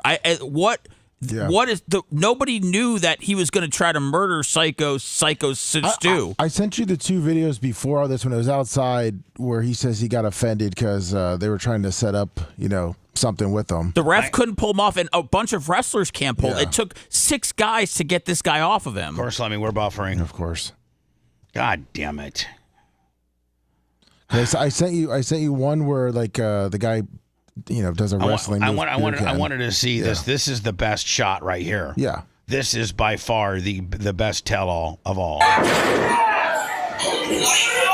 4, 5, 6, 7, 8, 9, 10, 11, 12, 13, 14, 15.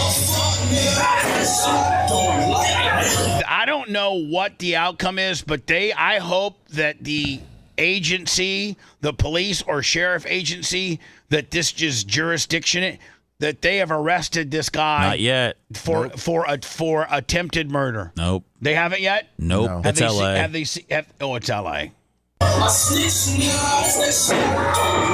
Look, see, they can't even. Hey, you gotta stop this shit, man. Stop this shit, man. So the wrestlers are trying to at least tie the guy up. Yeah. To just try to subdue him, but he's an ant. Like Seth said, he's an animal. Like.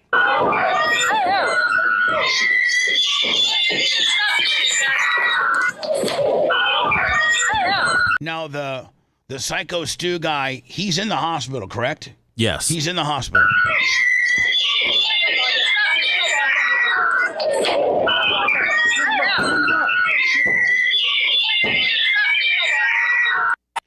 And assuming all. Now, let me. What did you send before? I sent you before the whole wrestling. What the top that one and then the one below it. That's where he says he got disrespected. Even though later on they all apologized and talked, and the guy said he didn't know he wasn't working. So the one that's playing right now, the 38 seconds, that's where it all started.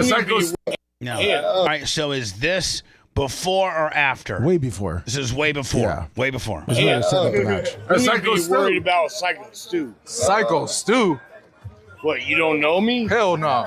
Yeah. Hey, hey, I think that's a little. Oh, you don't sell it? Easy. He's not a fucking worker, bro. Calm down. Hold on. So they're telling Syko Stu that this kid is not a worker, and he doesn't understand necessarily you taking a beer can and bashing it against his head in a worker style type gimmick. His Syko Stu's wrestler buddies are telling him, "Be careful, this guy ain't a worker." No, I would say you don't have to play the rest of it because he doesn't. I think he cusses a lot more, and the Syko Stu So just kind of sits I there. shouldn't play it. Yeah, so you just see how he does it, and then the next video should be of him like them saying like, "Hey, it was my bad. We thought we were working." It was the next one, the top clip. This one right here? No, the link below that one. Oh, it was a link below. Yeah, I hit the wrong link. Sorry. So it's this one down here. Yeah. Okay. All right. And then this goes to. This is like him after talking, like apologizing. So this is after the No, match. this is after the whole beer can thing. Okay, so after the beer can match, But I'm before assuming the match, after the beer can event, but after before the beer match. can match, but before the match, I'm assuming Syko Stu tells him, "Hey, sorry about the beer can gimmick. I didn't know you weren't a worker. Correct. Sorry about that." Yeah. Fucking seal that. I'm sorry, bro. Hey, it's gonna all work out. Yeah, hello. I apologize. I appreciate it. I didn't know. I started you at work for a couple of years. You still got the camera. I get it. We're not working out. Well, he's gonna come out on your match. I know you keep thinking we're working. We're always working. I get it. Yeah. I get it now. Now you know what I'm saying? We're always working. Fucking seal that. I mean, it seems like the black guy really isn't too into it, like into the apology. Like it seems like he has in his head what he's gonna do. Well, he said after they called him, they said that he got banned from Kick, his streaming platform, and he was walking up and down the street saying he's tired of being disrespected. Yeah. So this is what happens. Well, I mean, here's the problem: is that the reason why you might have an agency reluctant to get into this is because they're going to say, "Well, it's pro wrestling," and he had a scheduled run-in. He's not trained. Listen, I don't want anybody that's listening to my voice or you'll replay this show later today that you misconstrue that I'm sticking up for this piece of shiz, because I'm not. I think this guy should be held for attempted homicide. I think that they should try to use every potential law they can to throw at the book at this guy, because he knew the element of which he was participating in, which was pro wrestling. There was a little skirmish, early on backstage. Syko Stu apologized, said, "I thought we were working, but you're obviously not a worker, so you don't understand it. But I apologize." It seemed like the RaJa Jackson guy kind of understood that. And so I think he should be absolutely held accountable legally. But, obviously his attorneys or whatever are going to be like, "Hey, it's pro wrestling, and he was supposed to do a run-in. He's not trained, and, he just punched the guy out." I can see where they would, this is because you're dealing with pro wrestling and stuff that's not real, and you're bringing an outsider in to a not real environment. I can see where there could, Dan, you're a lawyer. Could you see where there could be a little wiggle room with regards to the non-wrestler participating in a wrestling event? Absolutely. Where they could be like, yes, he went overboard, but he was kind of. So I hope this is sickening. Because if you know anything about pro wrestling and you've just watched it, you know that they don't really throw the punches in like that. If you saw Paul do that to Cena, it would be aberrant. And you would be like, oh my God, I can't believe this happened. It doesn't make any sense. He fake hit him and he went down, and that's wrestling. That's the wrestling. Just like you got fake hit, punch in the face, and went down. And while you were down, he didn't do 16 haymakers to your face. No. So it's completely contrary to anything within pro wrestling. But Bubba, you could take that argument and say, well, he's just not a pro wrestler. Even an MMA person knows that once a person's knocked out and completely unable to defend himself, you don't throw another 14 punches to the face. No, you're right. And then when the referee says stop, and the referee was crossing his hands like stop, you stop. And then when other wrestlers are trying to tell you stop, stop. I think you make a great point. It's a human being. In the fact that, okay, it was a pro wrestling event. You acted like an MMA guy. Okay, so let's give you that benefit of the doubt. But even within the MMA world, that's unacceptable. They don't let 16 punches directly to the face of a knocked out guy. Right. 1 or 2 till the referee gets there. We'll use the excuse that you're an MMA guy. Okay, that's great. That would have about 4 of your punches would have been allowed before a referee stopped in, tackled you, and it would have been over. They would have tackled him, just like you said. But those referees will literally tackle the wrestler in an MMA fight. How many times have you seen Big Herb?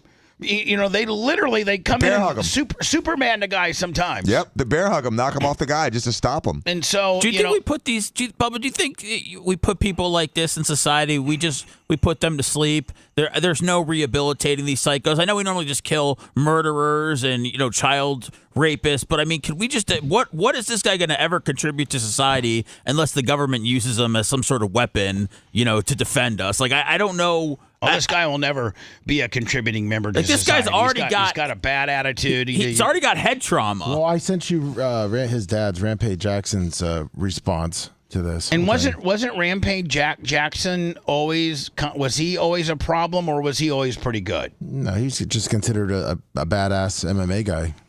Is this the only? Yeah, it's just him. Just the words. Yep.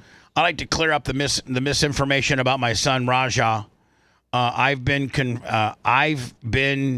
confirmed that the wrestler Stuart Smith, aka Syko Stu, is awake and stable.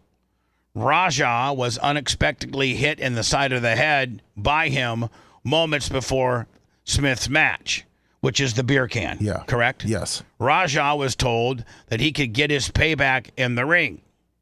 I thought it was a part of the show. It was a bad judgment and a work that went wrong. RaJa is an MMA fighter, not a pro wrestler, and had no business involved in an event like this. I don't condone my son's actions at all. Yeah. He suffered a concussion from sparring only days ago and had no business doing anything remotely close to physical contact. As a father, I'm deeply concerned with his health and his well-being. I'm deeply concerned with his health and the well-being of Mr. Smith. That being said, I'm very upset that any of this happened, but my main concern now is that Mr. Smith will make a speedy recovery. I apologize on his behalf and to Kick for the situation. Hey, I don't have a problem with Rampage Jackson's statement. I'd like to see it from a lot of people do. From RaJa. I'd like to see it from RaJa. I mean, a lot of people said he's just basically defending his kid here. He kind of is. But why can't we hear this from RaJa? RaJa is capable of making an announcement or a statement, right? Well, that's 6 minutes after his little rant. I'm gonna really have to show him like, you can't just hit a fucking can on my goddamn face. I'm really going. I'm dead serious. This shit's not gonna be scripted. I'm telling you. I know all wrestling is script. I'm talking about what I'm gonna do to the guy. See, now that's premeditation. That's Bubba. Premeditation. That guy had every intention of not following the rules. That gives the police every right go to, jail.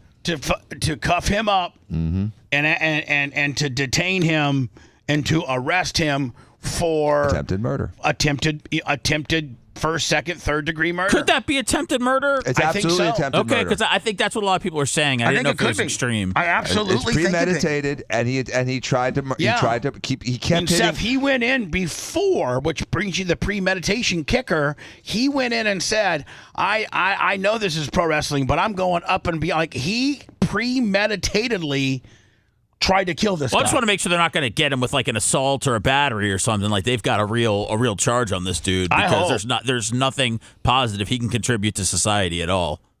This guy is the ultimate piece of shiz. This guy's going to amount to nothing in life. Might have been raised wrong. Certainly has a bad attitude. And you know what hurts him the most? Not the the actions are very shocking. But the fact that he went on Kick or wherever he streamed all these premeditated threats, it's all the premeditated threats that's going to end up sinking his ship. Mm-hmm. Some people could argue, okay, he got out there in the heat of the moment. He didn't know what he was doing. He's not trained. He's just punching like crazy. And that would be bad and not good.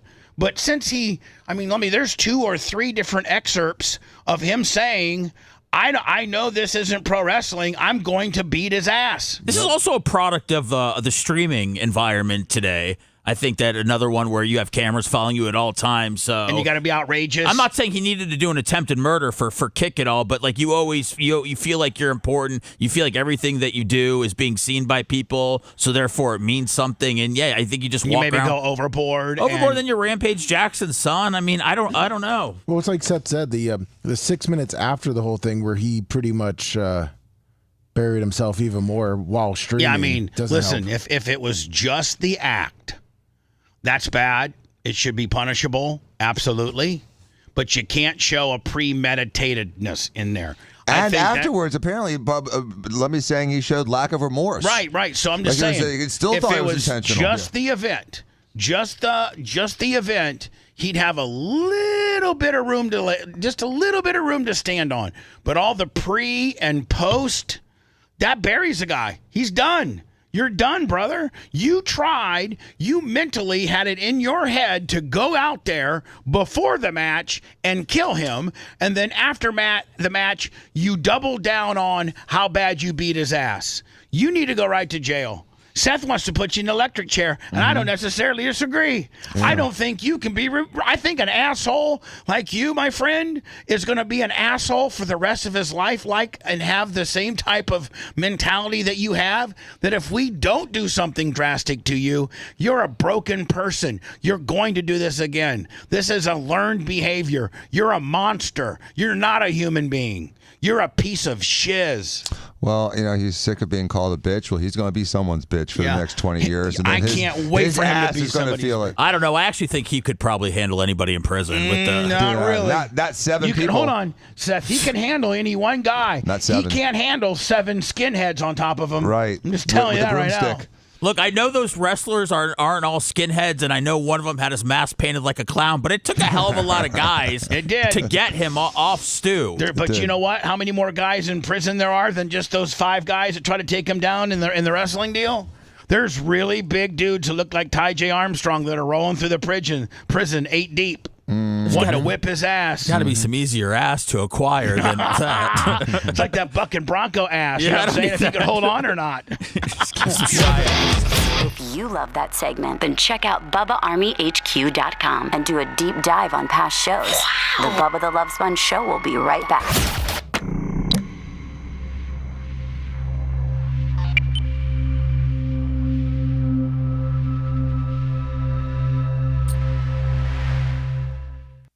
Will show up in your next paycheck. Seth, did you see what his Kick contract was for? How much?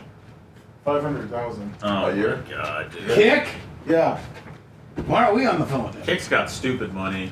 We contacted Kick when they first came out, and they said that they were only into real life streaming and video games.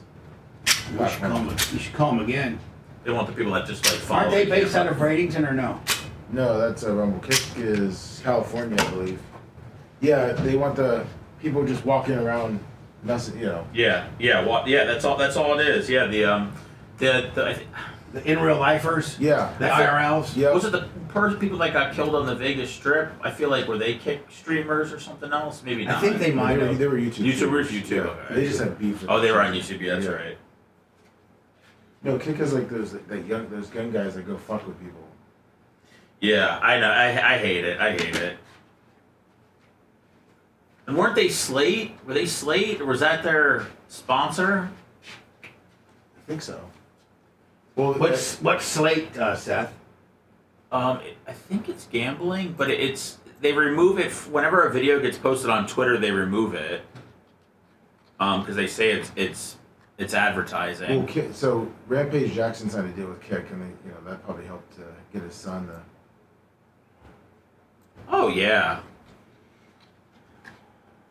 Yeah, because we want to see, because everybody's craving to see Rampage 24/7. They want to follow him around while he's training. I'm going to do a 4th gen roofing. Okay. My ex lives in a storage shed using 4th gen roofing. Is he? Yeah, he said that Tony's coming out today. Oh, excellent.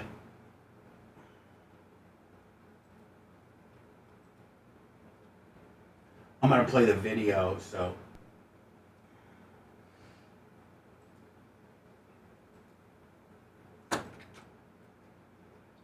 For four generations,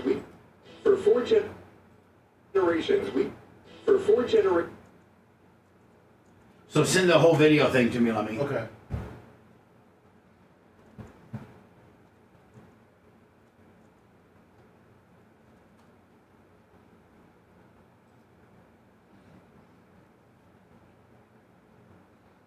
If anybody's interested in seeing RaJa Jackson's only professional fight, it's on YouTube. I watched it yesterday. What did he do?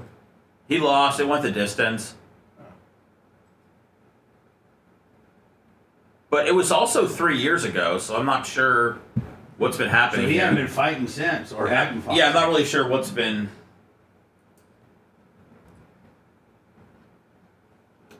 Now we're gonna find out that your kids are born with CTE. What if you're pregnant and you taking a fucking fall down the stairs? No. I'm saying like Rampage Jackson's sperm. His sperm had CTE. Oh, and so then his son in that developmental his part? son's birth with CTE. Yeah. Oh shit. Or like the first time he gets punched in the head, the CTE kicks in. And it gets part of your sperms? It's part of your sperm. Yeah. It's part of your sperms. It's part of your sperms.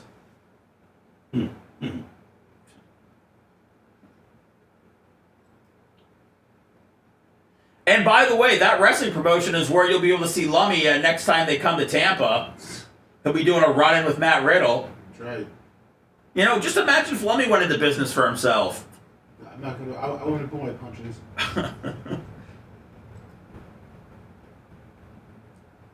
So he has 0-1 in professional, but in the independent MMA circles, it looks like he was 4-0. Oh, really? Yeah, in the independents. What does that mean? Like you fight outside of Jack in the Box or something? Was that independent? I don't know. Yeah, you're fighting outside of breweries. I only go by professional, Lummy, and I saw in the comments that he lost his fight, and I looked it up. So you fuck him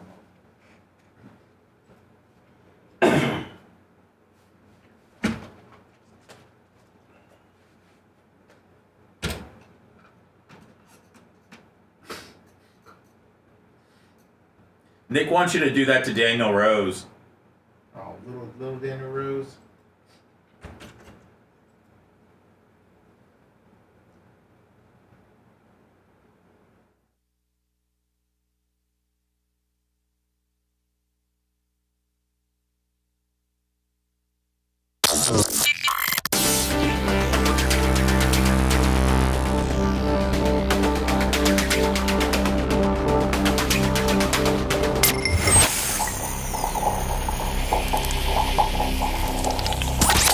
Broadcasting live from the Aquabito studios, aquabito.com/Bubba. It's the Bubba the Love Sponge Show. My good friend Michael Fabrizi, along with his friend Tony Gaudiosi, Raquel Fabrizi, they are opening up 4th Gen Roofing. Michael and Raquel are now the fourth generation of Fabrizis to be in the roofing business, and they're great, unbelievable. A Pinellas number, a Tampa number, a Hillsborough number, a Bradenton, Sarasota number. You can go to fourthgenroofing.com. That's fourth as in 4th, fourthgenroofing.com. You can make an appointment.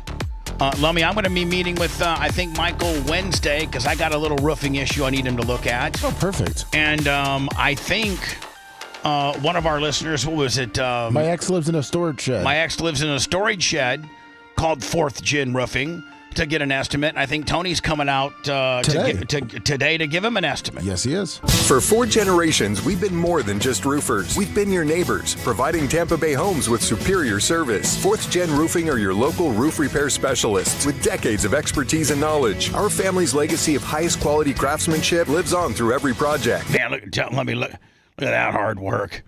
Did you see this right here? Thanks. Hold on, right? Like next time we start bitching about how tough our jobs Those are. guys don't look like they were up there by choice. Oh my God, poor dudes! Look at the pitch of that roof. Oh man. Whew. Through every project, visit us online. Free in-person inspections within 24 hours. fourthgenroofing.com. Save $1,000 on a new roof or $250 on a repair. Before you spend, call 4th Gen. 4th Gen Roofing, our family's legacy, your peace of mind. Now, also, with 4th Gen Roofing, Lummy, you get an extra 10% if you mention Bubba Army.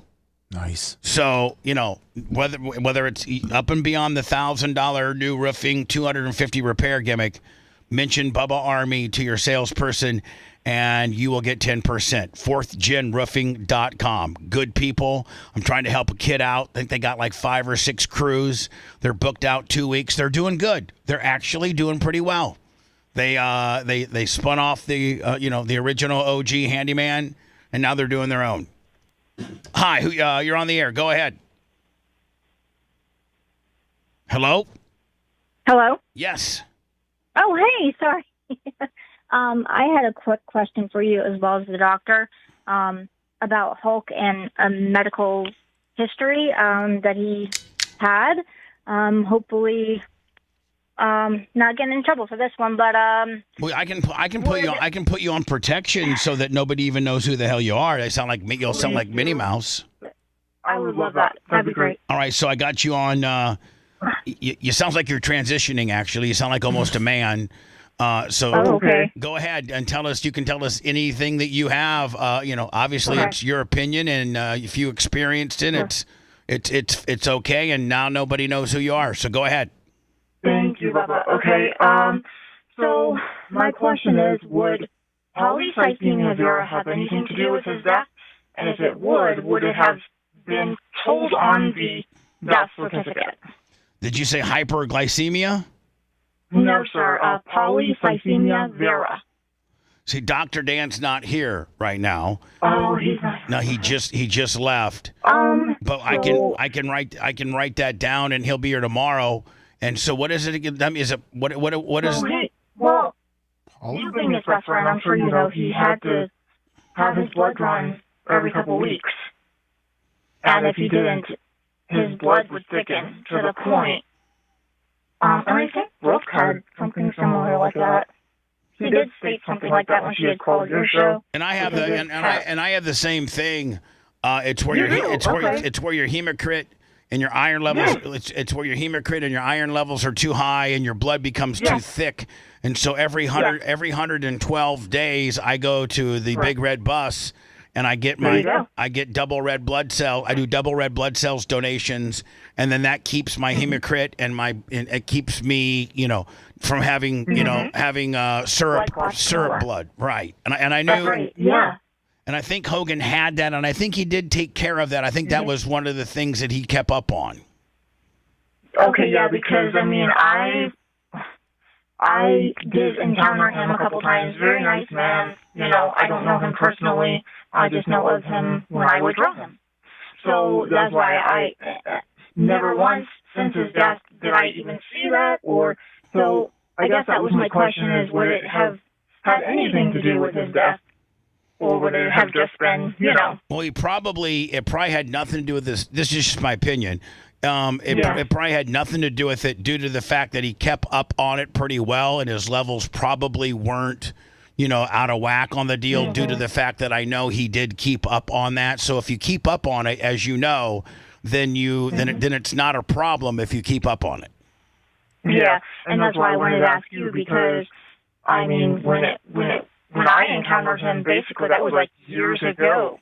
So whether or not he still had it at that time, I didn't know, and I didn't know, because I didn't encounter him after that. And as a matter of fact, it was like when you guys were actual friends at the time still.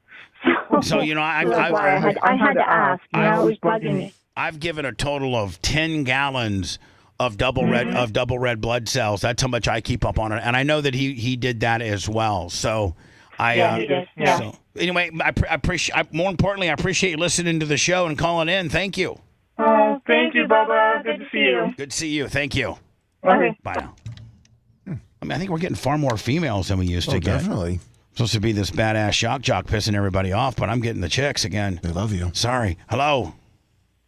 I laughed my ass off when Syko Stu got banged out, man. That guy's big for nothing, bro. Like, that guy was in the service.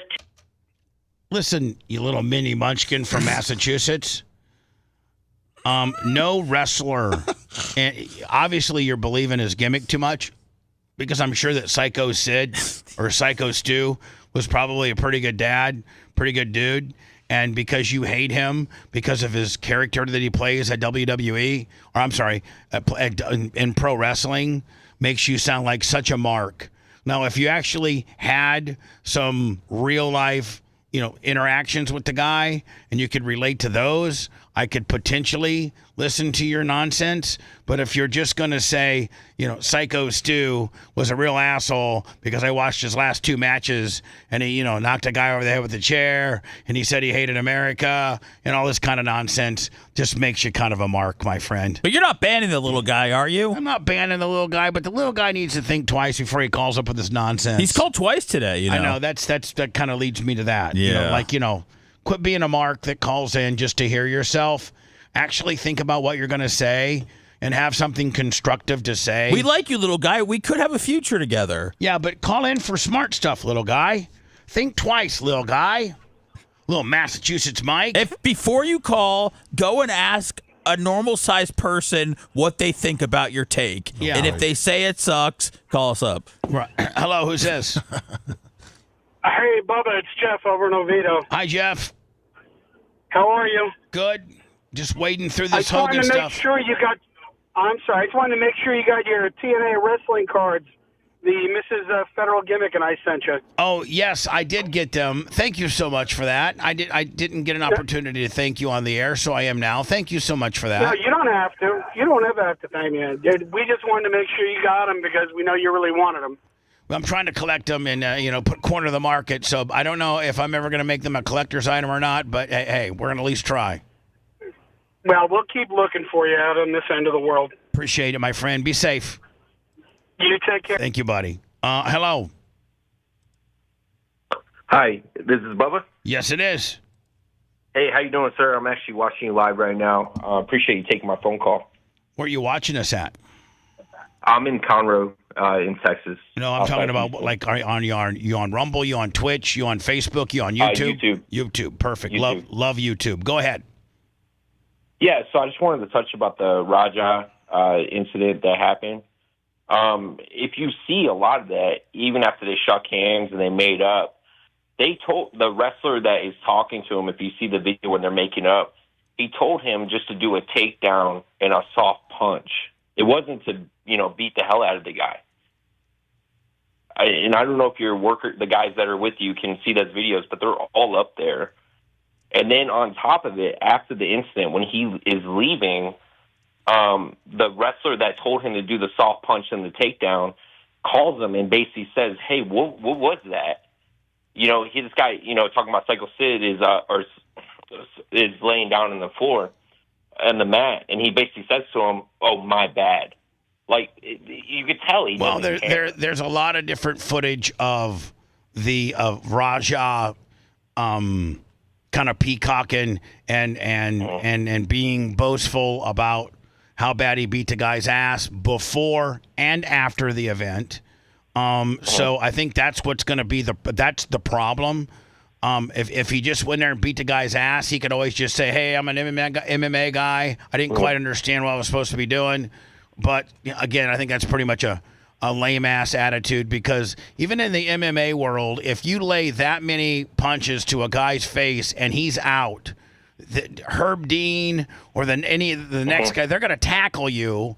And, I mean, he put about 15 to 18 unnecessary punches in by MMA standards. I believe the count was 22. So 18, I mean, three. Okay, count three as, okay, three. I mean, I laid three in there, but even if they were under MMA sanctions, Herb Dean's only going to let you get 2 or 3 of those when the guy's unconscious and he can't fight back, they don't let you in the highest levels or even the lowest levels of MMA just ragdoll the guy. So the guy's just completely, at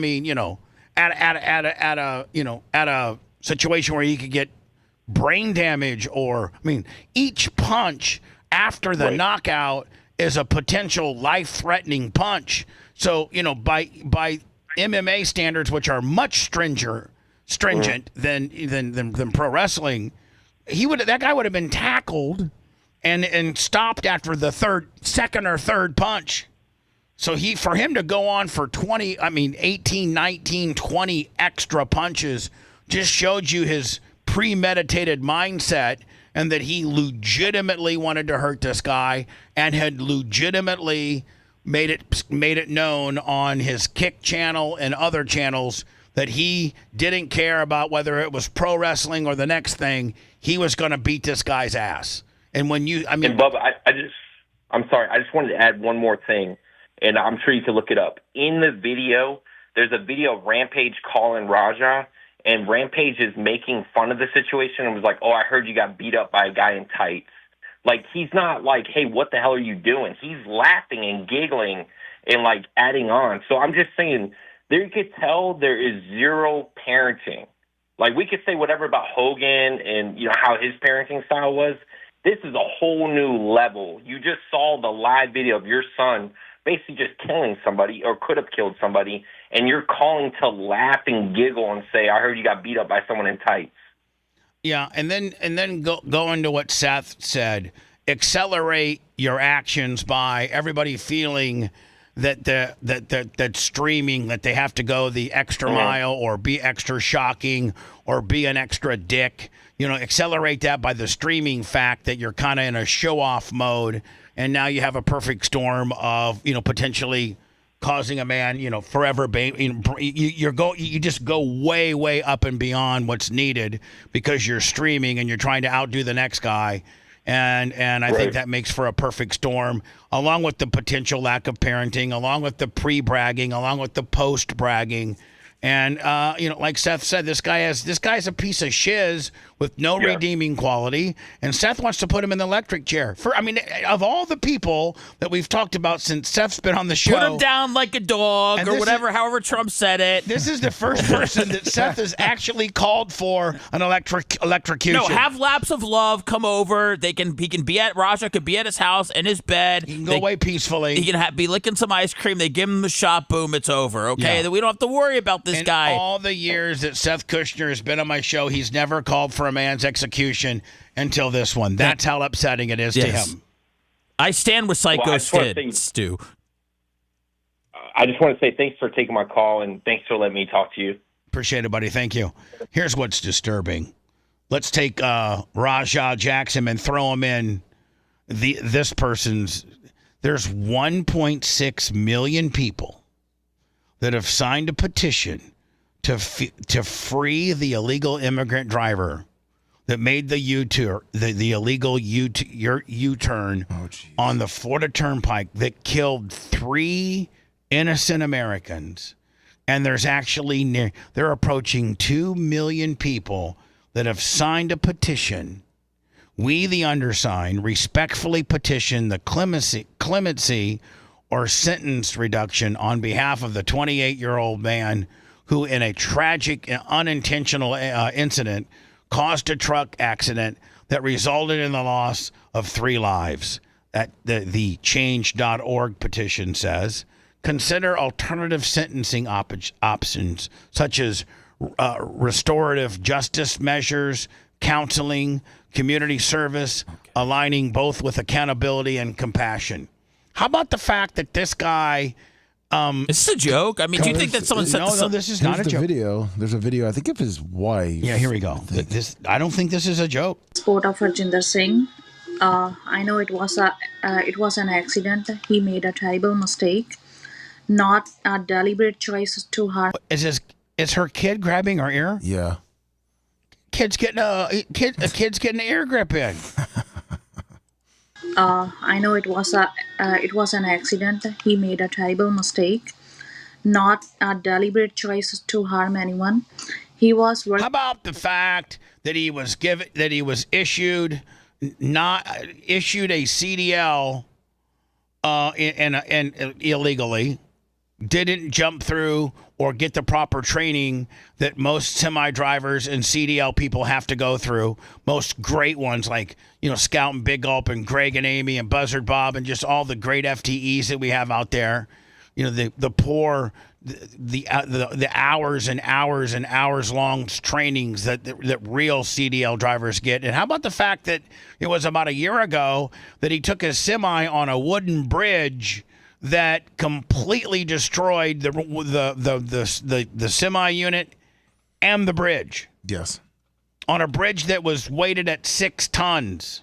Working hard to support his family, like so many of us, and one wrong decision changed everything. I think I would recut this video to make it looks. But Bubba, he wasn't sentenced to anything. He's just like, this happened 3 days ago. I know, but like, what are we fighting for? How about the kid that's like trying to pick mites out of the mom's ear? A 45-year prison sentence is not justice. How much? Did she say 45? Where are they getting great. these? That's great. Hold on. Sentence is not justice. Did he get sentenced? Did I miss something? No, I think he's potentially facing that. A 45-year prison sentence is not justice. Oh, no, it's not. Because you know what justice would be? Hooking him up to the chair next to RaJa. They should do a 2-for-1 on this. As strongly as Seth feels about RaJa, I feel about this piece of shiz. By the way, it's up to 2.5 million people on the petition. It's Naprit. I support Harjinder Singh. It was an accident. He made a terrible mistake. Come on, this is unreal. It was an accident. He made a terrible mistake. It was an accident. He made a terrible mistake, not a deliberate choice to harm anyone. It was an accident. He made a terrible mistake, not a deliberate choice to harm anyone. He was working hard to support his family, like so many of us. It was an accident. He was working R2D2 talking to me. They're horrible at reading, man. hard to support his family. They're horrible at everything, Seth, including driving. Jeez. This guy, I hope, gets the full 45 years. He's toast. I wish he'd get killed. How many people have signed a petition to get the Menendez brothers out of jail? How's that working out? Not too good. Did you see where the judge said no on that? Yeah, one of them. Yeah, one of them. I'll do that next. If you want 24/7 on-demand Bubba and the crew, go to BubbaArmyHQ.com. Right now. The Bubba the Love Sponge Show will be back after this.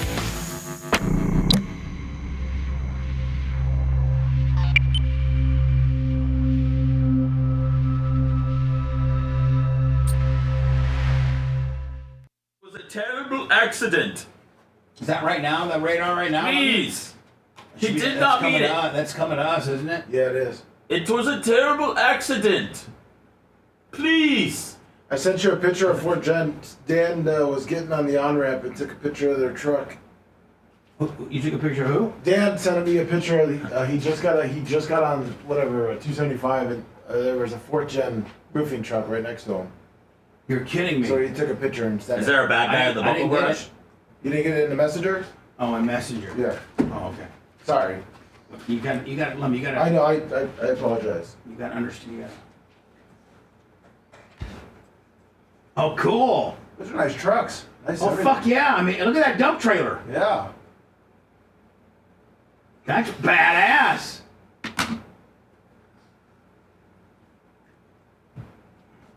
Let me see if we can tweet that out or Okay. Yeah, get it out. Facebook.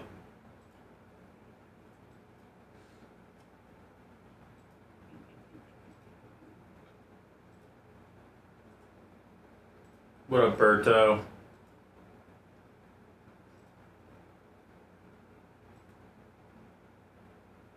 Morning, Berto.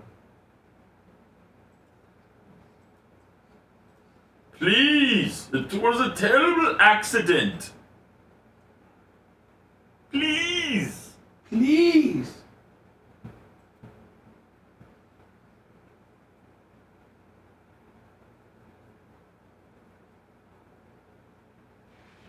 What's up, Ice-T?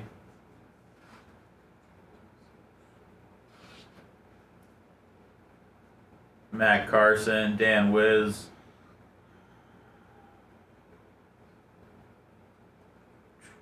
I mean, my Experian went up 2 points. Really? Yeah. All right.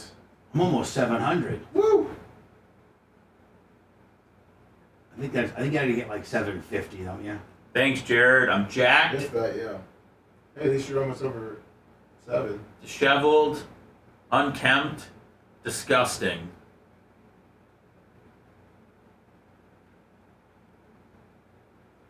What up, Jay Bowler?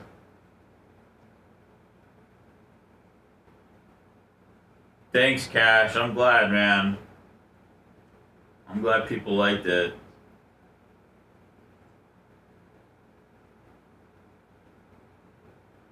I listened back to it on the podcast version. Better than I thought. Just took like an hour to get warmed up. Gotta get through that first hour. Some slow music.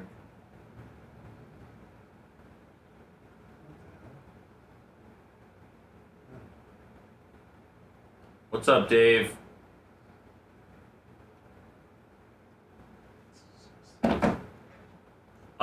I don't know if the Blizzard League is full. I'm still going through emails. If you send an email, you should be good. I don't know who Stus is, Tommy.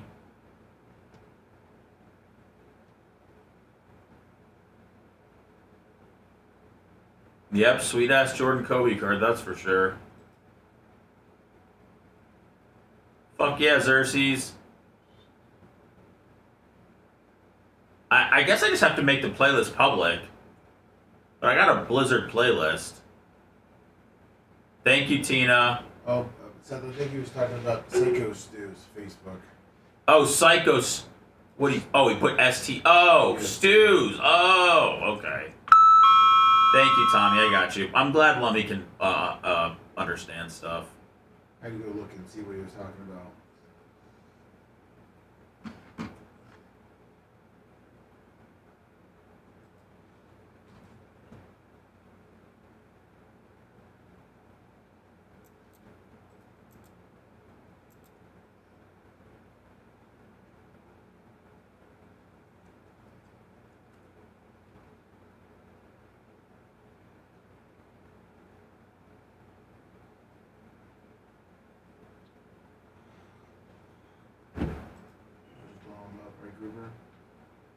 Stu's gonna have a thick ass GoFundMe, that's for sure.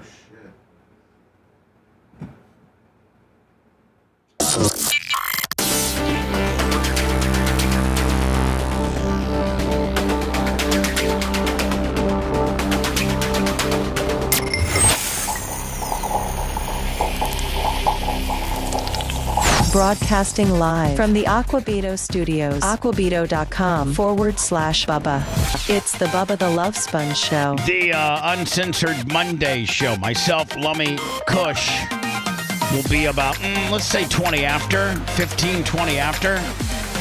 Dr. Dan was in a Cybertruck and headed out of the studios and probably to his office.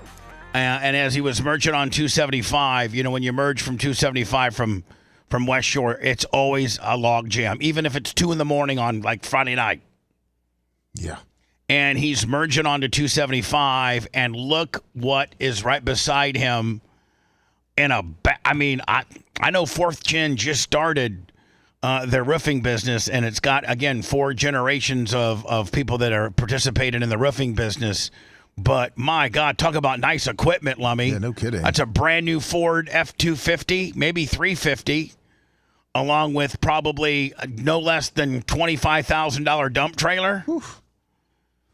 Lummy, next time we need a dump trailer, I'm calling Fabrizi up saying, hey, send that over there. 4thgenroofing.com. Boy, I got to tell you, Lummy, when they roll up the job site, having all brand new stuff like that and stuff makes a big difference. It does. Yeah, look at that. We'll put that up on our socials for people to look at. Here is the Eric. I'm sorry. Seth was talking about. Remember, it was just like right before. It was like they'd be home by Thanksgiving. Wasn't it like almost a year ago, Seth? Like August, September, and the state attorney that was pushing for it ended up getting ousted in November. And it was lights out, man. But he was like, they were actually saying things like, he was going to be home. The Melendez brothers were going to be home by Thanksgiving. And everybody kind of felt that way. And hold on, I think I got to read, because this sends me to an 8-minute Barbara. I feel like at this point now, because they've both been denied parole, I think can't Newsom step in? And I think Newsom could step in and give them maybe a pardon. I or think a clemency. he's their last hope. And what does anybody know where he stands? I have not heard. Well, he's busy trolling right now and selling merchandise online. I have not really ever heard him comment on the Menendez brothers. Yeah, neither. I'm sure he's got stuff out there. Let me see. How Newsom feels about the Menendez brothers. That crushing defeat for Eric Menendez, his bid for parole rejected by a California parole board. Everything just switched.